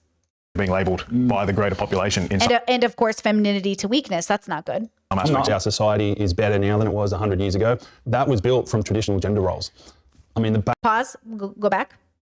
Scared to be men Hold on. because they're scared of being labelled by the greater population in some aspects. our society is better now than it was 100 years ago. That was built from traditional gender roles. Our society is better now than it was 100 years ago, and that was built from traditional gender roles. You know what's crazy is, my grandpa died at 103 and he died over COVID. So when they say 100 years ago, you mean just like my grandpa? My grandpa was alive. Do you know what I mean? Like not literally 100 years ago from today, but 100 years ago from a few years ago, he was alive. Like we talk about 100 years ago, like it wasn't just yesterday. I mean, half our grandparents are 96. You know what I'm saying? Half our grandparents are 100. So I don't even know why we're talking about it. Like it's just yesterday. You know what I mean? Like, so it's kind of interesting, this idea. I think the world, okay, so is the world isn't better now because of those traditional gender roles. The world is better now because people started moving away from those traditional gender roles. Everything good we have right now came from a combination of building off of those things and transforming them to adapt to the current. You know what I mean? Yeah, Chet is my great-grandfather's a centennial. I can't say that word. I know what you're saying. I'm disillusioned by 100 years ago. I know, right? It's like I'm so like 100 years ago is yesterday, bro. Yeah, I think there's a mistake there, but I would say like I've been saying this, girls. Okay, let me just like say it one more time in case somebody didn't hear me say it last time on stream. This is what I think is happening, right? Sentinel. I got you. So I think like history has gone this way and now we're doing this. We are like, this is it, baby. We are here. We are experiencing the greatest growth in human development ever. No, sentinel. Thank you. We're here, and that's why it hurts. That's why everyone is so upset, because we are in the growing pains of finally fucking doing something with this. We've been gathering knowledge all of this time throughout history, and now we're at the precipice. It's here, ladies. This is it. You want to be alive during history? This is the greatest time in history to be a part of something so meaningful. Everything is changing. Trans people are out, gay people are out, sex workers are out. We're all out, girls. Women are doctors, men are stay-at-home husbands. Like, it is the time. Everything is happening. We're becoming more philosophically aware. We're actually questioning everything. Everybody is coming to a head, girl. Okay? So I need everybody to get ready and to take a deep breath, because it's like a roller coaster. We're like, and I need you just to hold on. Because, you know what I'm saying? Like, I think people are scared because they genuinely see it coming and they think it's the end of the universe, but I think it's the beginning. You know? I think it literally is the beginning. And I'm excited. Nil. Guys, don't be up. Look at you all in my chat trying to teach me how to say words. Let me teach you something. Nah, you're right. Okay, listen, Hooked on Phonics in the chat. Did anyone learn how to read using Hooked on Phonics? I was homeschooled. Okay, don't come for me. I was homeschooled. Okay, so this is where we're at, and I think that's what everyone's feeling with this loneliness epidemic, and everyone's shifting everything. Yeah, we are about to see the turn. This is like, you know, when the internet was invented and everyone got a hold of it, but except this is everything. Every part of life is being questioned now, you know? I mean, the basis of literally any society is a man and a woman coming together, having sex and having kids. I wouldn't blanket say society's better. I suppose there was perhaps like a correlation there, but one didn't cause the other. It's got us to where we are today, to be able to have these more flexible arrangements. That's what makes society better. Men working harder to protect and provide for their family, their kids, and their partner. And I know some people are just born in a way where they're not into the male and female traditional gender role. That's fine. But I think the foundation of a successful society is men and women coming together. That's especially like heteronormative, right? Yeah, when you think about it. Yeah, like that's that. right. No, well, that's and, heterosexuality is normal. That's the word heteronormative just. Context, same-sex couples are becoming more common in Australia. In the last census, same-sex couples made up 1.4% of couples living together in Australia. That's 68% increase since 2016. Normal, meaning common, does not mean default. So heterosexuality is the default only because people weren't given other options. But that's what they're afraid of. What would the world look like if it actually had options? If all of us had options? And we won't know for another 500 years because this is what I'm saying. We are now at the point in history where more people have more options, and the truth will come out. What we actually want for the world, what we actually want for society, and it's not going to look the way it's looked for the last 2,000 years. Is a buzzword when we all know that heterosexual relationships are by far the most common. And by the way, I don't trust those statistics because half of us aren't even in those census. I've never been asked if I'm gay.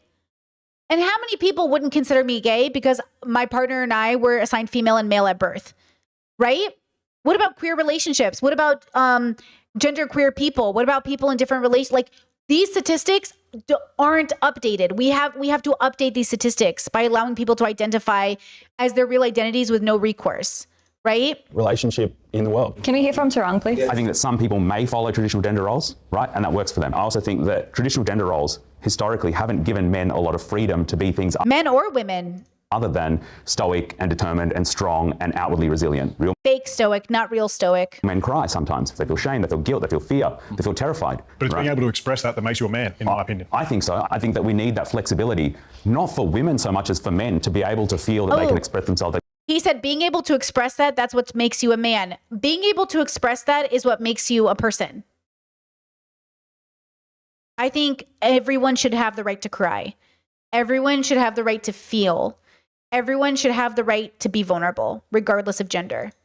They can be who they are in a way that doesn't hurt other people and helps them live and realize their full potential as human beings. I think traditional gender roles are important because if you look at nature, I think we could all agree that masculinity is inherently associated with like pursuits, doing more, protecting, providing. No, it's not to say that women can't be, protectors and providers, but there's no man here that you put a kid in front of us and in a dangerous situation where that inner instinct in us doesn't want to come out and protect. That's inherently masculine.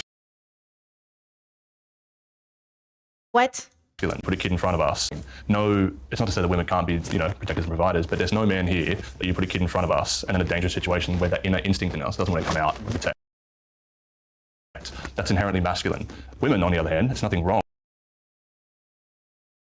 Chet says, this is so stupid. It's not even funny. It's just so ignorant. It's just so ignorant. Fact check, mothers do have a biological protective impulses. For example, the hormone oxytocin, which drives protection and aggression towards intruders, increases during and after childbirth and interaction with children. Man, their fact checking is crazy. It's just not their strength or they're in their nature to do that. Look at what's inherently true, like whether we like it or not.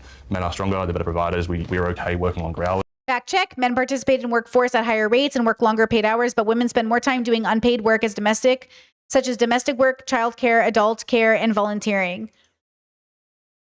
Oh. Bro. It's very centered or like a lot to do with social conditioning, a social construct. We pretend like it works equally for everyone when it's not. I do think, the structure itself tells men to perform, Men spend a lot of time performing. But that's your perception. Other people have a different perception. True, yes. Sir, you're 50 years old with skinny jeans ripped at the knees. You're wearing a pink sweater, and you look like you didn't even brush your teeth or shower before you showed up today.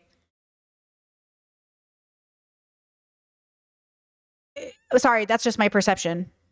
Most men I know would say, I'm not influenced by these societal norms or social constructs. Like, bro, in my bubble, you're feminine as fuck. That's what I'm trying to say. In my bubble, he's feminine. He's masculine but feminine. He's both. He's obviously both.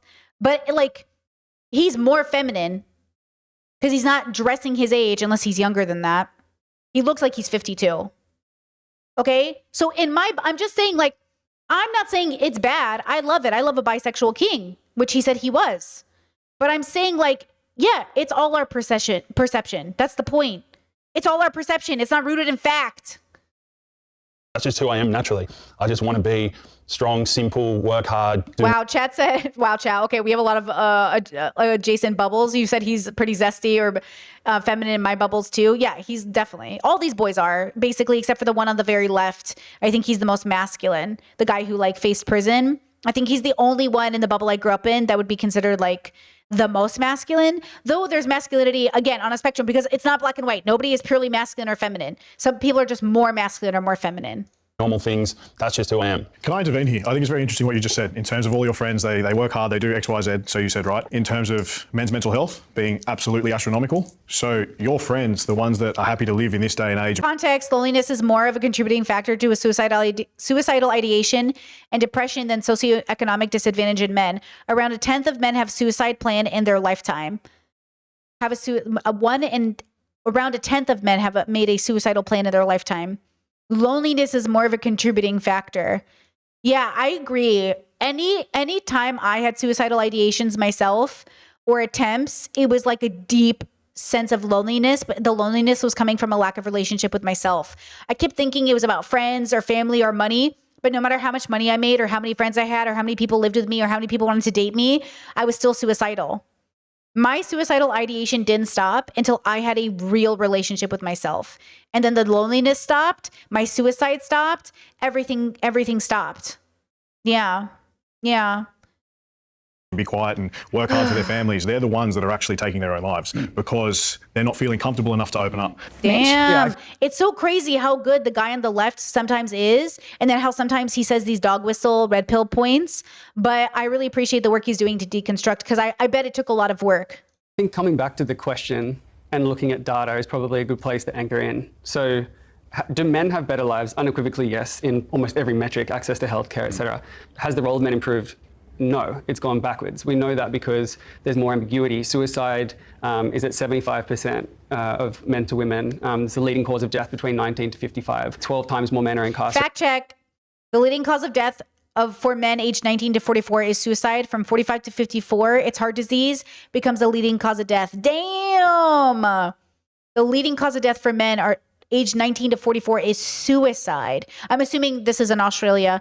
From 45 to 54 is heart disease. Y'all gotta go plant-based. You gotta go plant-based. Okay? than women. Men are twice as likely to engage in high-risk addiction behaviours. Men still don't have the capabilities to seek help and reach out and find the connection they need in order to better their lives. Women have done an amazing job at rewriting their playbook and their blueprint, and I think that was a great movement which has now been achieved. What's happened with men is we've ripped up the blueprint from provider protector and we haven't replaced it with something else. So we've created a generation of lost men, and there's nothing more dangerous to the world than lost men. So men are like, well, who the am I then? What are I going to do without all these men? Be wary of a lost man. Men without loneliness, men who are lonely, men who don't have women. Even Jordan Peterson warns about this. The scariest kind of man is a man with no direction. But you see how no one says that about women? And I don't think that's because men are born men. I really think it's culture. I really think it's culture. And I think it's true. This is the philosophical meaning crisis Vervaeke he talks about.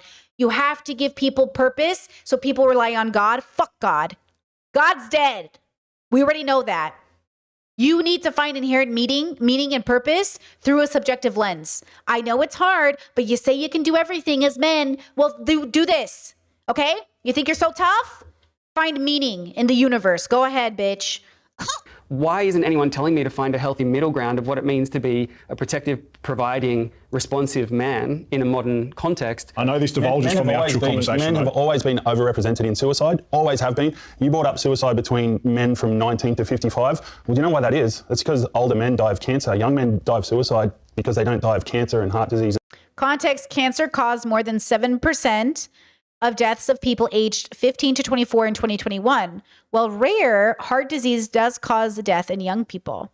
And things like that. Actually, the men who take their own life most are between the ages of 45 to 60. Yeah. I think the real discussion is, and the important aspect is having a role. I think things go bad when you don't know your role. For example, if there's an Australian researcher that did a piece of work on what are the words men use to describe themselves before they take their own life. And the two main words that came up were worthless and useless, which essentially means that... Look, I've watched enough MasterChef in the group projects. If nobody has a role, they're lost. And then everyone gets mad at them and bullies them harder. You need a role. Everybody needs to know their place in the story. Who are you in the story? But that's also majorly your responsibility and your parents' responsibility to raise you with knowing that. But if you keep raising men saying your only role is provider, that doesn't work. You can't say society works better when it's like a traditional relationship, because what about the men who don't fit those roles? What are their options? And you have to give them their options. That's why I say, again, gender does not play a role in my relationship. We do not dictate action based off gender. We dictate action based off who I am as a person. I am humanized so deeply that my gender doesn't even come into play when we talk about how to make this marriage work for both of us, for everybody involved, right? And that's what we want for society. We want you, the consciousness, to be able to be heard and to do what you want and what brings you joy, right? Outside of your gender. A man's greatest need instinctually is to have value to the world, is to have utility, which is different from a female who... And by the way, like, because Chet says some people aren't happy with their role. Exactly. Because I don't want society to set up the role that they think best serves this person if it doesn't. And not all roles are meant for a lifetime. Sometimes the role serves you for a little while and then you take on a new one. But are often better at feeling innate utility and value just for being alive. I think the big thing we've lost with men is, am I needed? What am I needed for? There's a lot of men who feel like they're fighting to find that need, but they're also being made wrong for wanting to have that need. Like the moment a man gets in a relationship and says, I want to love you, I want to protect you, I want to provide for you, but he has a little standard, like, hey, I'm going to give you all this, I'll literally die for you, but please dress a bit more respectable. I agree with a lot of what you said. I will literally die for you, but please dress a little bit more respectable.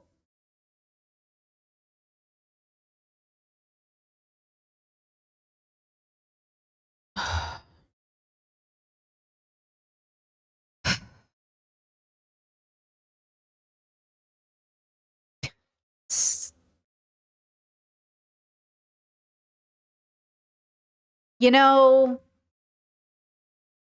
I want to say so many. I'm trying to be better today. Hold on, girls. Ooh, I'm trying to be better. I'm trying to lock it in. May this man stay single for the rest of his life and never make a baby. I said what I said. May this man stay single for the rest of his life. And you'd be like, wow, I can't believe Brittany would say that. That's so mean. Yeah, you're too ignorant You're too, what's the word we're using now? People's too stupid. You're too stupid. No, we're not gonna use that word. It's mean. Men literally cry because I call them stupid, but you have the audacity to say something so fucking stupid. What am I supposed to call that, Habibi? You said, I will literally die for you. Please just dress a little bit more respectfully. What the fuck am I supposed to call that? And then you want the audacity to be like, man, people are so stupid, bro. I can't, bro. Mitch, the one thing I suppose I differ on is that I don't look at it as being a case of women feeling innately more attuned to like the joy of living or having a sense of purpose just by being alive, right? And men need a sense of purpose to feel alive because of a masculine trait. I think we're socially conditioned into that from a very, very young age into what the role of like a man is, right? But I do agree that they need some sense of purpose because without it, you're just aimlessly going through life. No, guys, men don't need a sense of purpose. We all need a sense of purpose. You're not special. You're not special. You need what everybody else needs, stupid. You need love and consistency and purpose and drive. You're not special. You need exactly what everybody else needs. That's the problem. They keep thinking they're special. You're not special. You're just a fucking human like the rest of us. The male loneliness epidemic isn't being taken seriously. The male loneliness epidemic is a result of the patriarchy and the reality that men won't contend with how they've contributed to their own loneliness. Like this guy over here. What self-respecting woman is going to date a man who says like, I will let you die for me because I dressed modestly today? I think it is so serious that men are lonely, but not because they're men, but because they're human beings who are desiring affection and intimacy and connection. But also, I want to get us past this need to define ourselves based off of partnership. I want to build community. I want to give people, but you see, your community is only as good as the people in it. And ultimately, our communities are way too bigoted right now for our communities not to shrink and change over time. This isn't as simple as men versus women, guys. This is human beings challenging the very core of what makes them a person.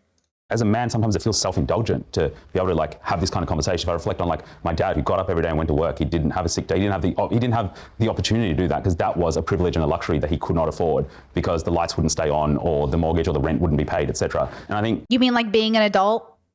Yeah, in a capitalistic society, maybe not Australia, but like where you don't have sick days and people don't pay for bills, set up by a patriarchal system that convinces you that you don't deserve a day off.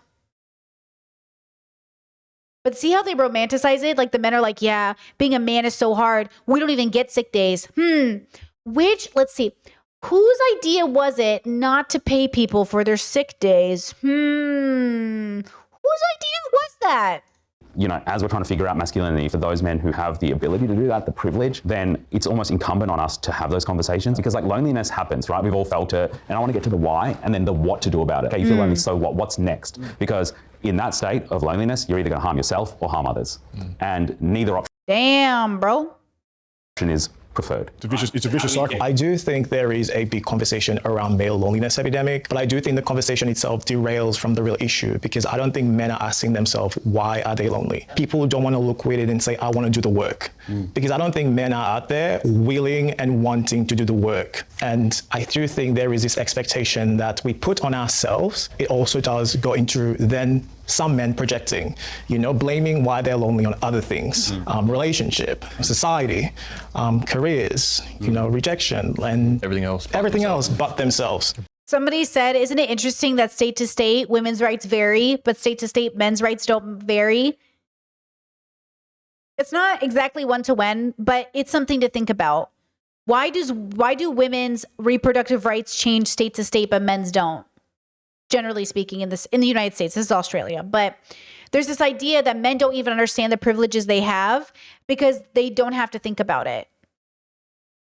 Or anytime male birth control comes out, men go, ooh, I don't know if I want to experiment with my body like that. What do you think women are doing? Don't you understand that we are experimenting with our bodies? Like every time something comes out where men can participate with their own body, they're like, I would protect you and I would die for you, but I'm not going to take birth control for you. Because what if it makes my wee-wee not work anymore? Okay, girls, relax. Discord says, why do you think it's hard for men to register that as soon as they admit there's no strict adherence to what a man should be like? There is a range of men. There is a range of what men can be like. It's admitting the gender is a construct. Do you think it's too tied to genitals? Like, you mean to say, you said / there is a range of what men can be, meaning like these men agreed that not all people are the same and they don't have to be, but also they back down and double down on this idea that like, but traditional relationships, but this is all the good from traditional relationships. Is that what you mean? Like this idea that like, oh, it's okay for other people not to be this way, but as a man, I have to be this way. Is that what you're saying? And I obviously forget, and I really do, how much genitals do play a role. So thank you for bringing that up. How much genitals do play a role in people's minds. Because like I am so far removed from genitals telling me what a person's relationship is with their bodies that I do forget how many people think like, you know, even though I made the generalization and I can make the generalization about like, oh, my weebies don't work. That's like a generalization. I also forget how real it is for people. Like I genuinely don't assume your gender just because you have a penis. Like that doesn't tell me anything about you. Yeah, I forget. But I take it quite literally now that I cannot assume what your genitals are. Because I live in a world where I've seen too many people where like you assume what their genitals are and you're not right. So, you know, it just doesn't matter to me as much. Something to think about. Big victim mentality. Let's go back to the stats and facts like I've done a couple of times during this talk. So what is true? 43% of Australian men are lonely.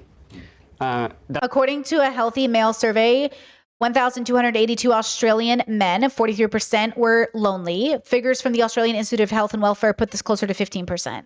That's a big chunk. If I was to ask you, would you get on a plane that has a 43% chance of crashing? You would say, no, that's a huge chance. Middle-aged men are 3 times more likely to feel lonely, and you are twice as likely to take your own life if you're very lonely. So the conversation for me is less about, are men lonely? Yes, a lot of them are. It's what is the cure to loneliness? And what we know is not the cure to loneliness is the quantity of connections you have in your life. The quality. The quality. The 100% equality-based discussion. Because you can have lots of people you talk to, but talking and connecting are completely different things. Totally. Connecting is I understand you. Talking is I exchange information with you. Not a lot of people, in fact, I would say if you have 3 or more people in your life who can say, I truly understand why you tick the way that you do. When men feel like they're not just going through the motions with someone and talking about the footy scores and the weather, but actually more values-orientated discussions, that's when they're like, I can't f***ing live without this person. This is my go-to ride or die homie. 100%. And as you know, if a man is that to you, you will do anything to protect it. I've got men like that in my life, and I love them so much. Like, because they are the ones that keep me grounded, they keep me sane. They're the ones that'll pull you to check. And they're the ones that are not afraid to tell me when I need to reflect on something as well. Right? Yeah, they'll call you out. And I'm grateful because it's built up over time and trust. And like, I've survived a suicide attempt, and it's a pretty f***ed up place to be. But I think that's the thing that separates you from the population too, is like as somebody who is suicidal and is attempted or has self-harmed throughout the years or has gone through that struggle, you forget that it's not a universal experience. Like I'm so used to it. So many of my people in my life have wanted to kill themselves. But I think once you start to recognize that it's not a universal experience, even for the people in my life, like if I really polled every single person in my life, I would assume a majority of them have not actually harmed in such a way in which they have attempted, right? So I think that's something to think about. But I think when you have had that experience and it's real and it's honest, then it is one of those things that if you get it, you get it, which is why I know I can never judge somebody who's suicidal, which is why I can't judge somebody in that position, because I know when you're in that position, you are like pushed up against the wall. You genuinely feel like there's no other option. And nobody makes good decisions when you feel like there's no other option. And that includes even things outside of suicide, right? Like it is just no human being. This is why consent has to be informed and nobody should feel like they're pushed into a corner. But then we have to create a society where they're allowed to say, I don't want to do that without any repercussion. The dilemma is like, it's a symbiotic relationship. Consent itself is like a symbiotic relationship, right? And so it's just so difficult because there's so many things to untangle, but I don't want you to give up because it's overwhelming. I want you to know that there is a solution and there is an answer. It's just like one day at a time, detangle, deconstruct a little bit at a time. Just one thing at a time, because I think as we talk about these things and we just bring up every little nuance, like that conversation from a commenter I got last week about not wanting to step on eggshells, not wanting to feel like they're always going to say the wrong thing. It will feel that way until you really become secure in what your actual beliefs are. And then you won't be afraid to advocate for yourself. You'll just be concerned that people won't understand you. And we want people to understand us. But then we have to understand ourselves enough to know what we're advocating for. Do you understand yourself enough to understand that if you are truly not advocating for bigotry, then you should probably change your language so people don't think you are? Because as much as you know your good intentions, the world doesn't know it, and you've got to use language in which they will hear it. But that also requires a certain amount of emotional labor from you to show up in the way that the world will hear you. And it also is a universal communication tool. So even right now with these men talking, I can tell how significantly different they are from the American bubble, right? Can we all see it? Like these men and the way they're talking, though they have some overlap with other American bubbles I've heard, they're so different in their energy. They're so different in the way they're communicating. They're so different. And I'm like, oh, this is nice. This is nice. Even though there's some contention and disagreement with the way that they're speaking, overall, this has been a much better experience than watching American men talk about the same issue. And that is why culture differs. This is why I say, like, this is how significantly different culture is. Same conversation, a lot of the same language, completely, well, not completely, but very, very different vibes. I'm a lot less defensive in my body. I'm a lot less annoyed. I'm like frustrated with some of their answers, but I feel a lot less worried about this group of men than other men in America, in quotation marks here. It's good. It's a good feeling. Now imagine if these men were more deconstructed, how great we would feel being around them, because whether or not they're men or not, we know they've done the work, so they won't do the bad thing. Because how can you trust somebody in a room with you if they're willing to engage in the bad thing, but they don't call it the bad thing? Like people who basically, whether they intended to or not, assault somebody, because to them that wasn't assault. Yeah, but that's what you did. You know, that is what you did though. So we got to talk about it, you know? Anyways, okay. What you said around the idea of like quality of connections really resonated with me because, and I'm sorry for interrupting and finishing your sentence, Amish, because for me, it's passion. I get it. It was that I had, the outside view was have lots of connections, have it all. The inside, the inner dialogue is worthlessness. It is isolation. It is loneliness. It was genuine, profound sense of like, I am worthless and have no friends. The old school way of stand strong and deal with it yourself is so, it's not helping men, and we see the consequences. It doesn't Love it. Love to hear them say that. work. Yeah, At all. exactly It does right. not work. It does not work. I haven't heard from Dean in a while. One thing that we spoke about was therapy language and how it's infiltrated the mainstream, and you had some criticisms of it. I would love to hear your thoughts on this. First of all, if someone's been through a serious trauma, therapy is probably a good thing, all right? I also believe that there's been this narrative in the last 5 to 10 years that all men need therapy and all the problems in the world could be solved if men just went to therapy. And I think there's been this All the problems in the world will not be solved with therapy if you do not do the philosophical work as well. Therapy is only as good as your philosophical work. Just like going to the gym won't be the number one reason you don't have a heart attack, you also have to eat well. Like, no one thing will ever be the answer, but everybody should get therapy. Even for 6 months, even for 2 sessions, even just 1 session, even just, you know, enough of the effort to try it, to go for it, and to understand that it's a process. Like finding a doctor. Everyone should go to the doctor at least once, if not many times over their lifetime. Everyone should go to the gym at least once, if not over their lifetime. And it doesn't have to be a physical gym. It could be a gym in your garage. But, you know, we should be doing things to improve. reliance on this idea that men just need therapy. I've been through it myself and it achieved nothing. I went through almost 6 months of therapy with an ex-partner. We talked through all these issues and at the end of it, I was like, I'm still in the same place. I've still got the same problems. Life is... I think that is such a typical, common, very universal experience for a lot of people. That's why I say fire a therapist if it's not working. If you're going to the gym and you're not seeing an improvement, do something else. Maybe change the way you're going to the gym. If you're doing therapy work and you're still in the same place, then maybe find a better therapist. Are you really ready to do the work? Like, that's the really hard conversation you have to have with yourself. But I think a lot of people I talk to go, Britt, like, my therapy isn't working for me. Guys, it might not work for you in the time you are, like where you are in your life. Maybe it's something you revisit later. Maybe you have a bad therapist. I don't know what the problem is, but going to therapy doesn't guarantee it will work. You have to do all of these other things too, which is exhausting. And I know that's why you probably are like, fuck therapy then, right? I get it. But of course, just going to therapy can't be enough, right? hard. No matter who you are, life is very difficult. Yes. Sometimes you just got to step up and do the best you can and keep getting up off the ground and just keep going. I know we have some therapists here in this room. I'm not saying your jobs aren't valid, but I think we need to pull back a little bit on this over-feminization of the world, over-feminization of the men, this massive idea that all men just need therapy and all the world. Actually, great point. Chet says they're still trying to contribute to the conversation rather than dominating it. Imagine if Myron Gaines was here. Like when he was on Jubilee, yeah, they're always trying to like talk over each other. And that's the thing about Australian that I've noticed watching SBS content. All of the SBS content, people like really let the other one talk, even when they're excited. They really like care. They're like, what are you saying? Versus in America, it's just like, who can be the loudest? Who can be the most obnoxious? Who can cut you off? Who can get the clip, the TikTok clip or whatever? Absolutely. Yeah. Chat, great point, says therapy is like is like the word for medicine. So many different types, philosophers, and experiences to rule it out altogether is silly. Exactly. Problem. No. So the question I have for you, right?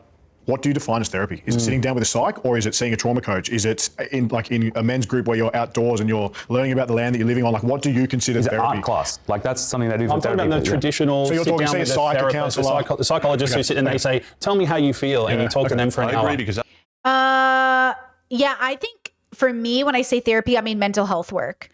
Some mental health work can incorporate painting, but I don't think going camping with your bros is therapy, meaning mental health, because like camping with your bros can't diagnose your schizophrenia. You feel me? So yes, it can be therapeutic, but yes, it can be a form of therapy, but when your mental health is an issue, when you are suicidal, we have to have conversations about what's causing it, right? And we have to have like a way to move forward with like an understanding of our mental health, which lots of depression is environmentally caused, right? A lot of people are depressed because of their philosophical relationship with self, but that doesn't change the fact that it's impacting your mental health. So my therapist even said that about me, like, yeah, like suicide is so logical for you or you make sense for you because your life is so hard, but let's move away from your life being so hard you have to kill yourself. And I said, cool. Great. And that's the thing is like, yes, but also, so I want to caution you from thinking you can go camping to like fix your mental health if you have something more going on. that typically just gets you to understand how up your problem is, and it's like how to deal with the problem, not get rid of the problems. It's just getting really equipped to hold a ball of fire, and you need to just get less burnt because you know how to juggle it better. It has its place. It has its place, definitely has its place. I just think we need to be careful a little bit with it, and let's not take away men's strength. And we talk about taking away men's purpose. Yeah, sometimes they just got to be Therapy's meant to be hardcore. different for women to men, right? Like we do therapy for men like we do women. Men need a very different type of therapy. I know.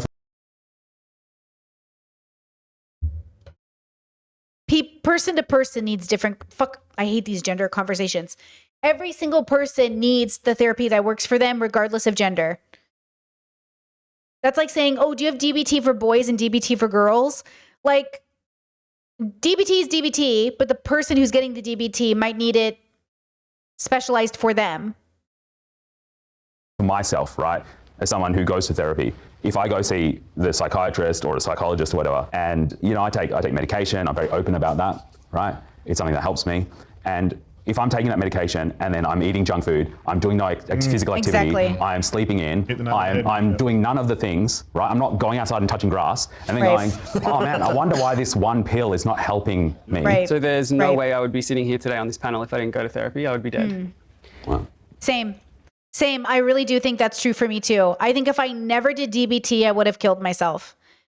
Yeah, I think it was just what I needed to really get my shit in order so I could focus on the philosophical work, so I could get my life in order. It was like the first beginning big step. It was really it really saved my life. I got diagnosed with OCD when I was 7 because my mum saw me touching the See? Going camping with your bros is not going to get your OCD diagnosed.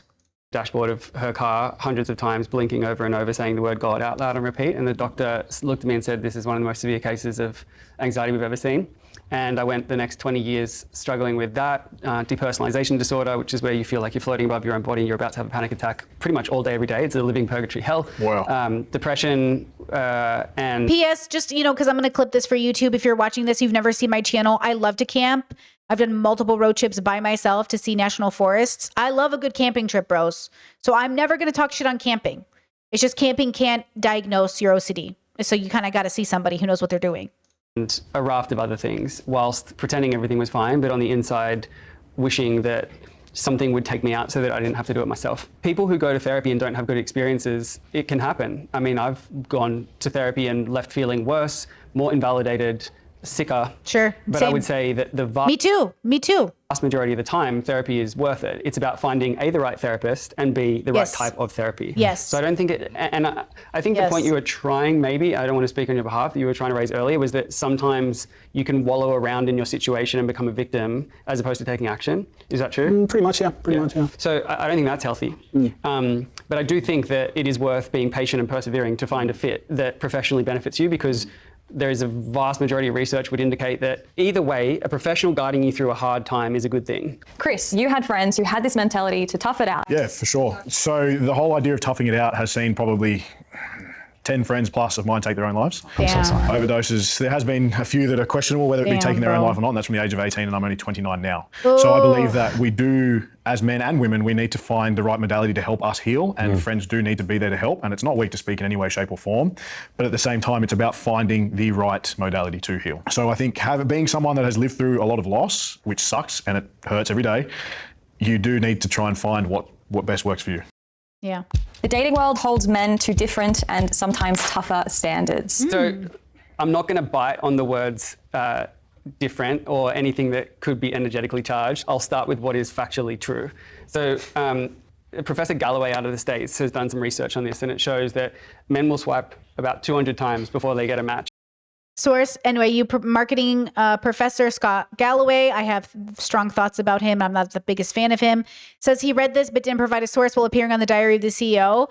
I don't like his work. Somebody just asked me about him. Let me double check. I'm thinking of the same guy, Scott Galloway. Yeah, I'm not a fan of his work. He's another capitalistic bro exploiting your vulnerabilities to sell you shit. Ultimately, like, he's a marketing professor. He's a marketing professor. He's marketing to sell you shit. I don't like him. And he's being upheld as this great, like, liberal man, blah, blah, blah, boo. Okay? Boo. And I'm sick of seeing his face everywhere, okay? I'm sick of it. So yeah, not a fan of his work. And I hate that he's even referenced, especially since they literally said there is no context for this. But I will say this, as somebody who has brothers, anecdotal, yes, my brothers were like, you just got to swipe. Because what the chances of a girl saying yes is slim. You're stupid. I told my brothers, you're all stupid. You are so stupid to swipe on all these girls. You don't even know if you like them, because these girls are at home and they actually might like you, and you're never going to fucking like them. And so you're just putting those girls through an anxiety of actually being into you, and then nothing happens. Also, get off the apps. They're mostly full of men. Like, the apps can work for people. Absolutely. But also, are you the kind of person that, like, needs to be on this app? I've heard success stories from apps. I believe in it. Not for me. But again, like, you're not even doing the service of, like, reading the application. Like, because what if you and a girl match? You're like, okay, but guys never get matches. Okay, but then you get a match and you don't even like the girl. What was the point of getting the match in the first place? Maybe you should just say, oh, looks like nobody's for me on this app. What are other ways I can meet people? Right? Like, okay, the apps aren't for me. What's another way I can meet a person? What does my life look like? Like, Brittany, always knew I was going to meet somebody through my job. Obviously, somebody was going to see my video eventually, really click with it, hit me up, and boom. And that's what happened. Okay, great. Okay, to be fair, they didn't hit me up like slide into my DMs. Okay, they did the respectful way, meaning I'm not sure, but I kind of understand what she's saying. And, you know, maybe we understand each other. It wasn't like, ooh, I'm going to slide into Brittany's DMs. See how that makes a big difference? And I don't think boys will hear me when they say this. This is a huge difference. Seeing somebody and going, I really like your book, I really like your work, and talking to them like a person without the expectation of a relationship sets into motion a safe space that it needs to be organic. The person I ended up with in no way felt entitled to being with me. In no way gave me a vibe that said, this is the only reason I'm talking to her. Gave me the vibe that this is the only reason I like her work. Do you see the difference? And by like her work, I mean, saw me on some videos and kind of liked the ideas, but wasn't sure about them because, like, they weren't a fan of my work, right? They saw me in a collab. which put me on their radar. Had I never done that collab, I never would have been on this person's radar. You know how crazy that is? If I had never done that collaboration, a collaboration that I didn't even know in the universe who was watching it, I never would have met this person.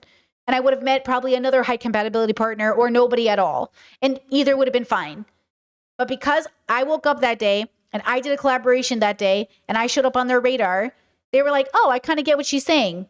I intellectually think Brittany is not only smart, but I get her. And even though she's, talking to this stupid gamer bro who obviously doesn't get her, you know what I mean? That's not the fault of Brittany. That's the fault of everybody else that doesn't bother to listen to her.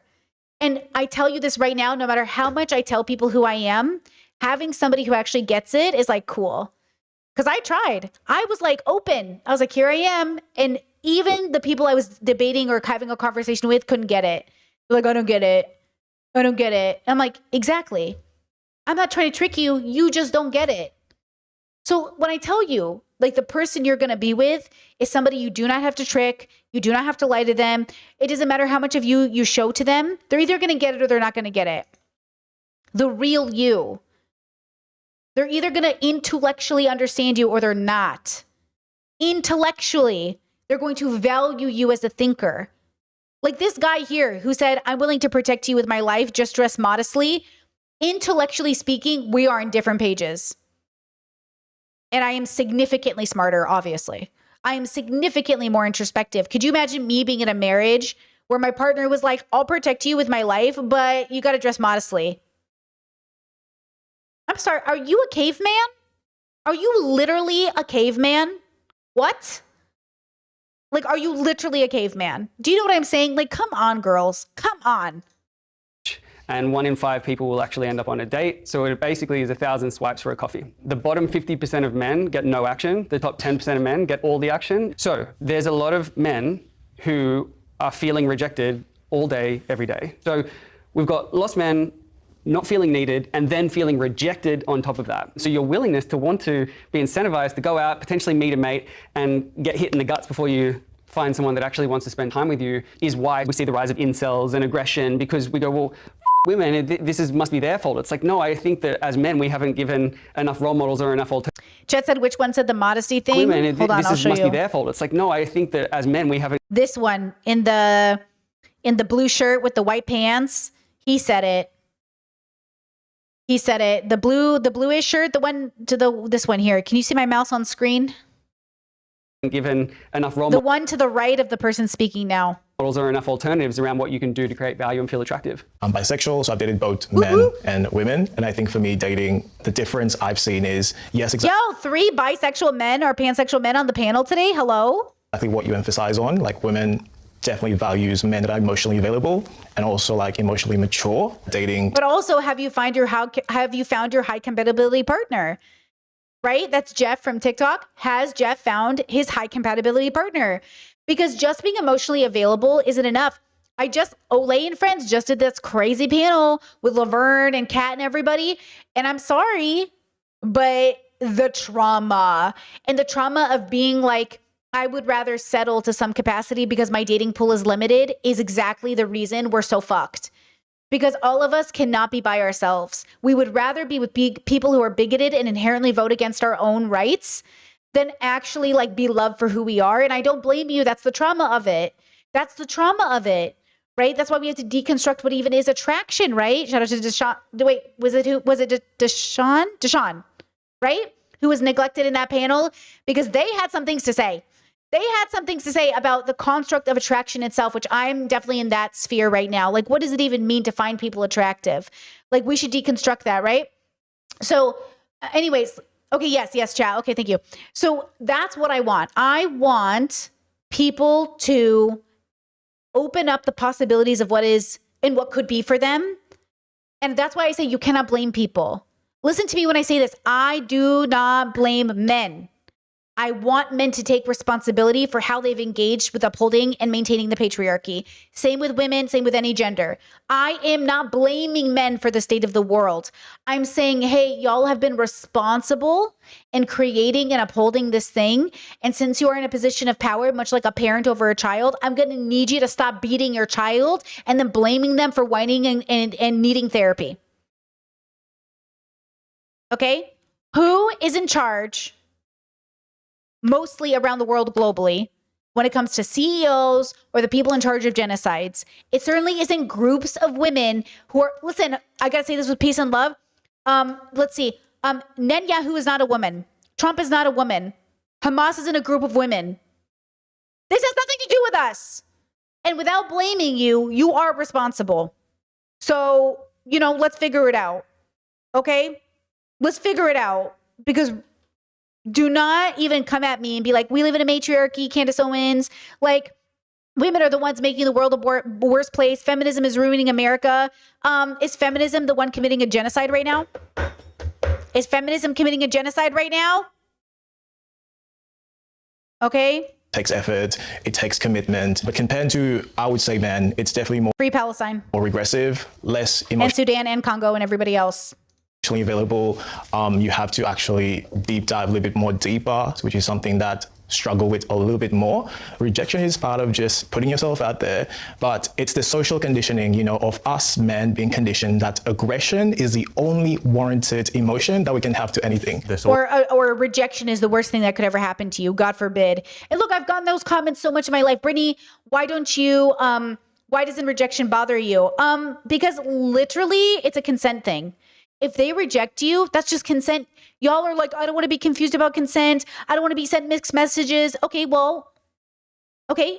hello?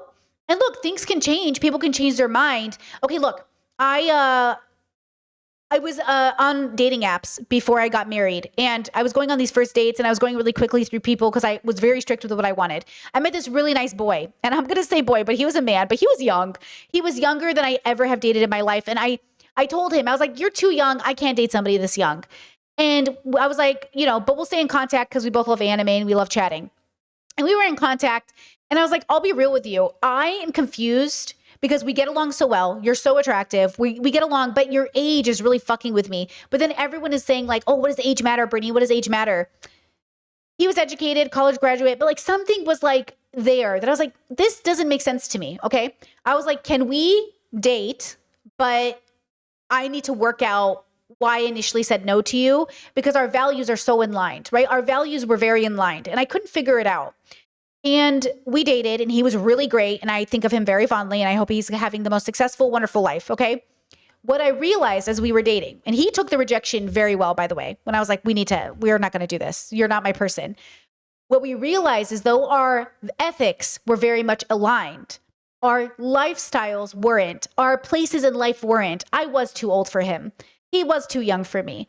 And though I ethically, and he was so positive, guys, just like very like sex positive, nothing about my orientation or my positioning in life or my family dynamics, like none of that was a problem for him. But because of where we were in life, because of the lifestyles we would have that were so different, he was on a very successful career trajectory. I was on my own. We weren't able to really make it work. And I think that that was a beautiful example of like figuring out why we're not compatible, even if our ethics are in line, because it's not the only thing required to make a lifelong partnership work. It's timing, where you are in life, how old you are, all of the things. So he was just a great example of reinforcing exactly why I think age gap relationships at a certain point don't work, exactly why I think it's not a matter of just having shared ethics. It's also a matter of like lifestyle differences. Really great person. I have nothing bad to say about him. And I just thank the universe every day that he spent those months with me trying to figure out like, why do I know you're not my person? And yet I really like you. Why? He was so respectful, but yeah, it was so obvious. But I think that's hard for people to understand because they really think like, if all of that is so good, why didn't you just make it work? It wouldn't have worked. It would have imploded. It would have been too hard. We would have eventually deviated with the plan, right? Like, yeah, exactly. The life structure was too different. Exactly, chat. The life structure was too different. And that really is a big deal. It's a really big deal. Also, so many scapegoats and easy ways to go self-soothe with porn, 100%. Drugs, games. Yep. Like instead of going, shit, I'm maybe a bit of a loser, maybe I'm getting rejected a lot, and again, a bit of an idea of what a man should be, it'd be go to the gym, go work out, eat healthy, pick yourself up, do something about it. But that's easy said than done. Who have they got there to push them? They're probably surrounded by men in the same boat. In my opinion, porn has ruined the way that males walk into relationships and dating, 110%. They expect X, Y, Z in the bedroom. If they're not getting what they want out of a female partner, then they think that they need to go find someone else. But then let's add on top social media. You have on your phone, in your fingertips, within 5 minutes, 100,000 women that you can look at compared to whoever you are currently in a relationship with. It gives men access to a reality that they've never would have otherwise earned. No, they're not even on that level. They're not on that reality that they've never would have otherwise earned. No, that's to whoever you are currently in a relationship with. It gives men access to a reality that they've never would have otherwise earned. No, they're Gives access to reality. What? never whoever you are currently in a relationship with. It gives men access to a reality that they've never would have otherwise earned. Earned. I'm having a problem with the word earned. No, they're not even on that level. They're not on that demographic. Like, you've got blokes that are on the dole looking at women that would never look at them, that are expecting $1 million a year, you know? What do you boys have to say? I agree with you about porn. I don't agree. I think social media in general is a positive thing. I think the fact that we can all be connected is a very positive thing. Great. Modern day dating in general is a lot more successful, productive, and the system works really well. I mean, I do love the internet. Chet says, can you define life structure a bit? Yeah, so just as an example for me and this guy, he had a really successful and focused plan of being in the military. He was going to go in at a higher rank because he had done college. He was very focused. And he told me that he would be away on the ship for like 9 months out of the year. And even though in my head I was like, I could be a military wife, the reality is that I couldn't. And then the reality is now, the Brittany I am today, couldn't even deal with the fact that my partner was in the military, let alone in uniform. So the irony is that I could always support people reaching for a better life for themselves. But maybe I would have wanted a partner who was more progressive, in a sense, a form of protest, not joining the military. And I didn't want to be a single mom. I told him, like, I'm going to feel like a single mom if we have kids and you're on a ship for 9 months. And to be fair, he really wanted kids and I really wanted kids at the time. But this was before I became ill. This is before my diagnosis. This is before I was chronically sick. So had I married that man, you know, maybe we would have ended up in a divorce because maybe he couldn't have loved me for the consciousness that I was, right? I didn't even start to think about his level on the level spectrum, right? I didn't even think if he was a 2 or a 5. We didn't even go into that during our dating yet. We were just focused on like understanding each other and what would our life look like, right? Like, what would that look like for us? So in my head, though I understand I could be separated from my partner for 9 months out of the year, maybe the reasoning is why I couldn't do it. Like, why did we choose a job in which you would do this? Do you know what I'm saying? Like, my partner and I know Croatia could deny my visa and I might have to go to the United States for 3 to 6 months without seeing them. I know this, but I would be willing to do that given the circumstance. I'm not willing to not see you for 9 months because you signed up to be part of a military propagandist complex system, whatever, because you wanted free college. Not that that's what he did, but you know what I'm saying? I'm not talking about this guy anymore. I'm just giving an example. It's like, I don't want to be with somebody who's away from me who contributes to like America in the way that is. Do you know what I'm saying? And so, like, again, I'm not putting it on him. Like, his reasoning for joining the military was like, he had a 20-year plan. But could I be the wife of somebody who had a 20-year plan in the military? I would need him to be okay getting out of the military. And that maybe wasn't where he ended up, right? So we weren't on the same page. But that doesn't mean that he was, imperialism bad. I'm not saying that he was a bad person. I think he was really young. And I think he's probably a really good person, right? He seemed really great, but that was his goal. He wanted that 25-year contract in the military, right? So those were very big commitments that I just couldn't commit to being that wife. And I think that's really important. You know, I think it's really important. Yeah. Hope I answered your question.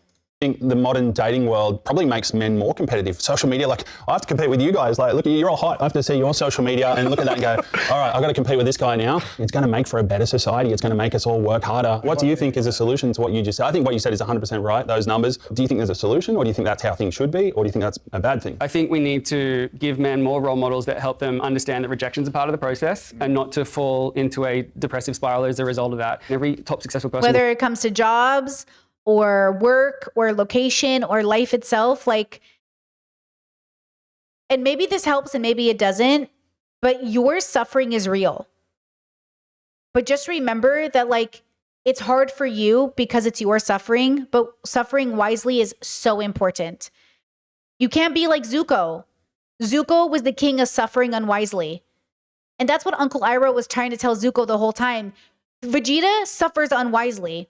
The whole arc of Endeavor and Vegeta and Zuko is they must learn to suffer wisely. You know, Goku doesn't really suffer in the same way. He does. He's motivated by suffering to get better, but it's a different type of suffering, right? Naruto suffers, but in a completely different capacity. That's why they're different, right? That's why they're written that way. But Vegeta and Endeavor and Zuko, they are the crux of the men's suffering right now. All these men should be, you know what I'm saying? They should be paying attention to those characters and understanding that, like, you can't stay fucked up. And it is your responsibility, and it is your pride keeping you from, like, gaining the wisdom necessary. It is you. And as Zuko says, why am I so bad at being good? Why am I so bad at being good?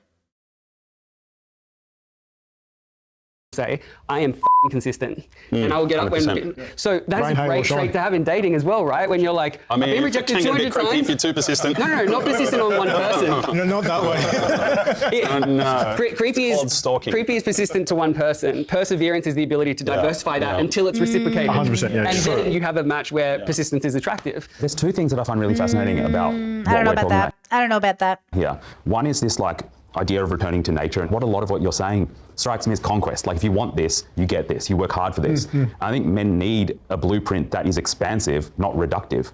And so for me, it really strikes me that like the stuff around dating that I find really fascinating is that all of those stats hold true, right? What you said about Scott Galloway. But what I think is so important is to acknowledge the differences that in like heterosexual relationships women and men have on dating apps or in the dating world, right? And that Margaret Atwood quote comes to mind where she says, men are afraid that women will laugh at them and women are afraid that men will kill them, right? And that level of fear that I think women in the dating world feel or in relationships is so profound. And I think when it comes to dating, there's so much about like pick yourself up by the bootstraps, work hard, which I agree with, I think it's great. But at the same time, it's like give men the tools to deal with the human emotions of shame and fear and rejection. We have to look at society now. Men are not taught how to be men. Like it's not something Exactly.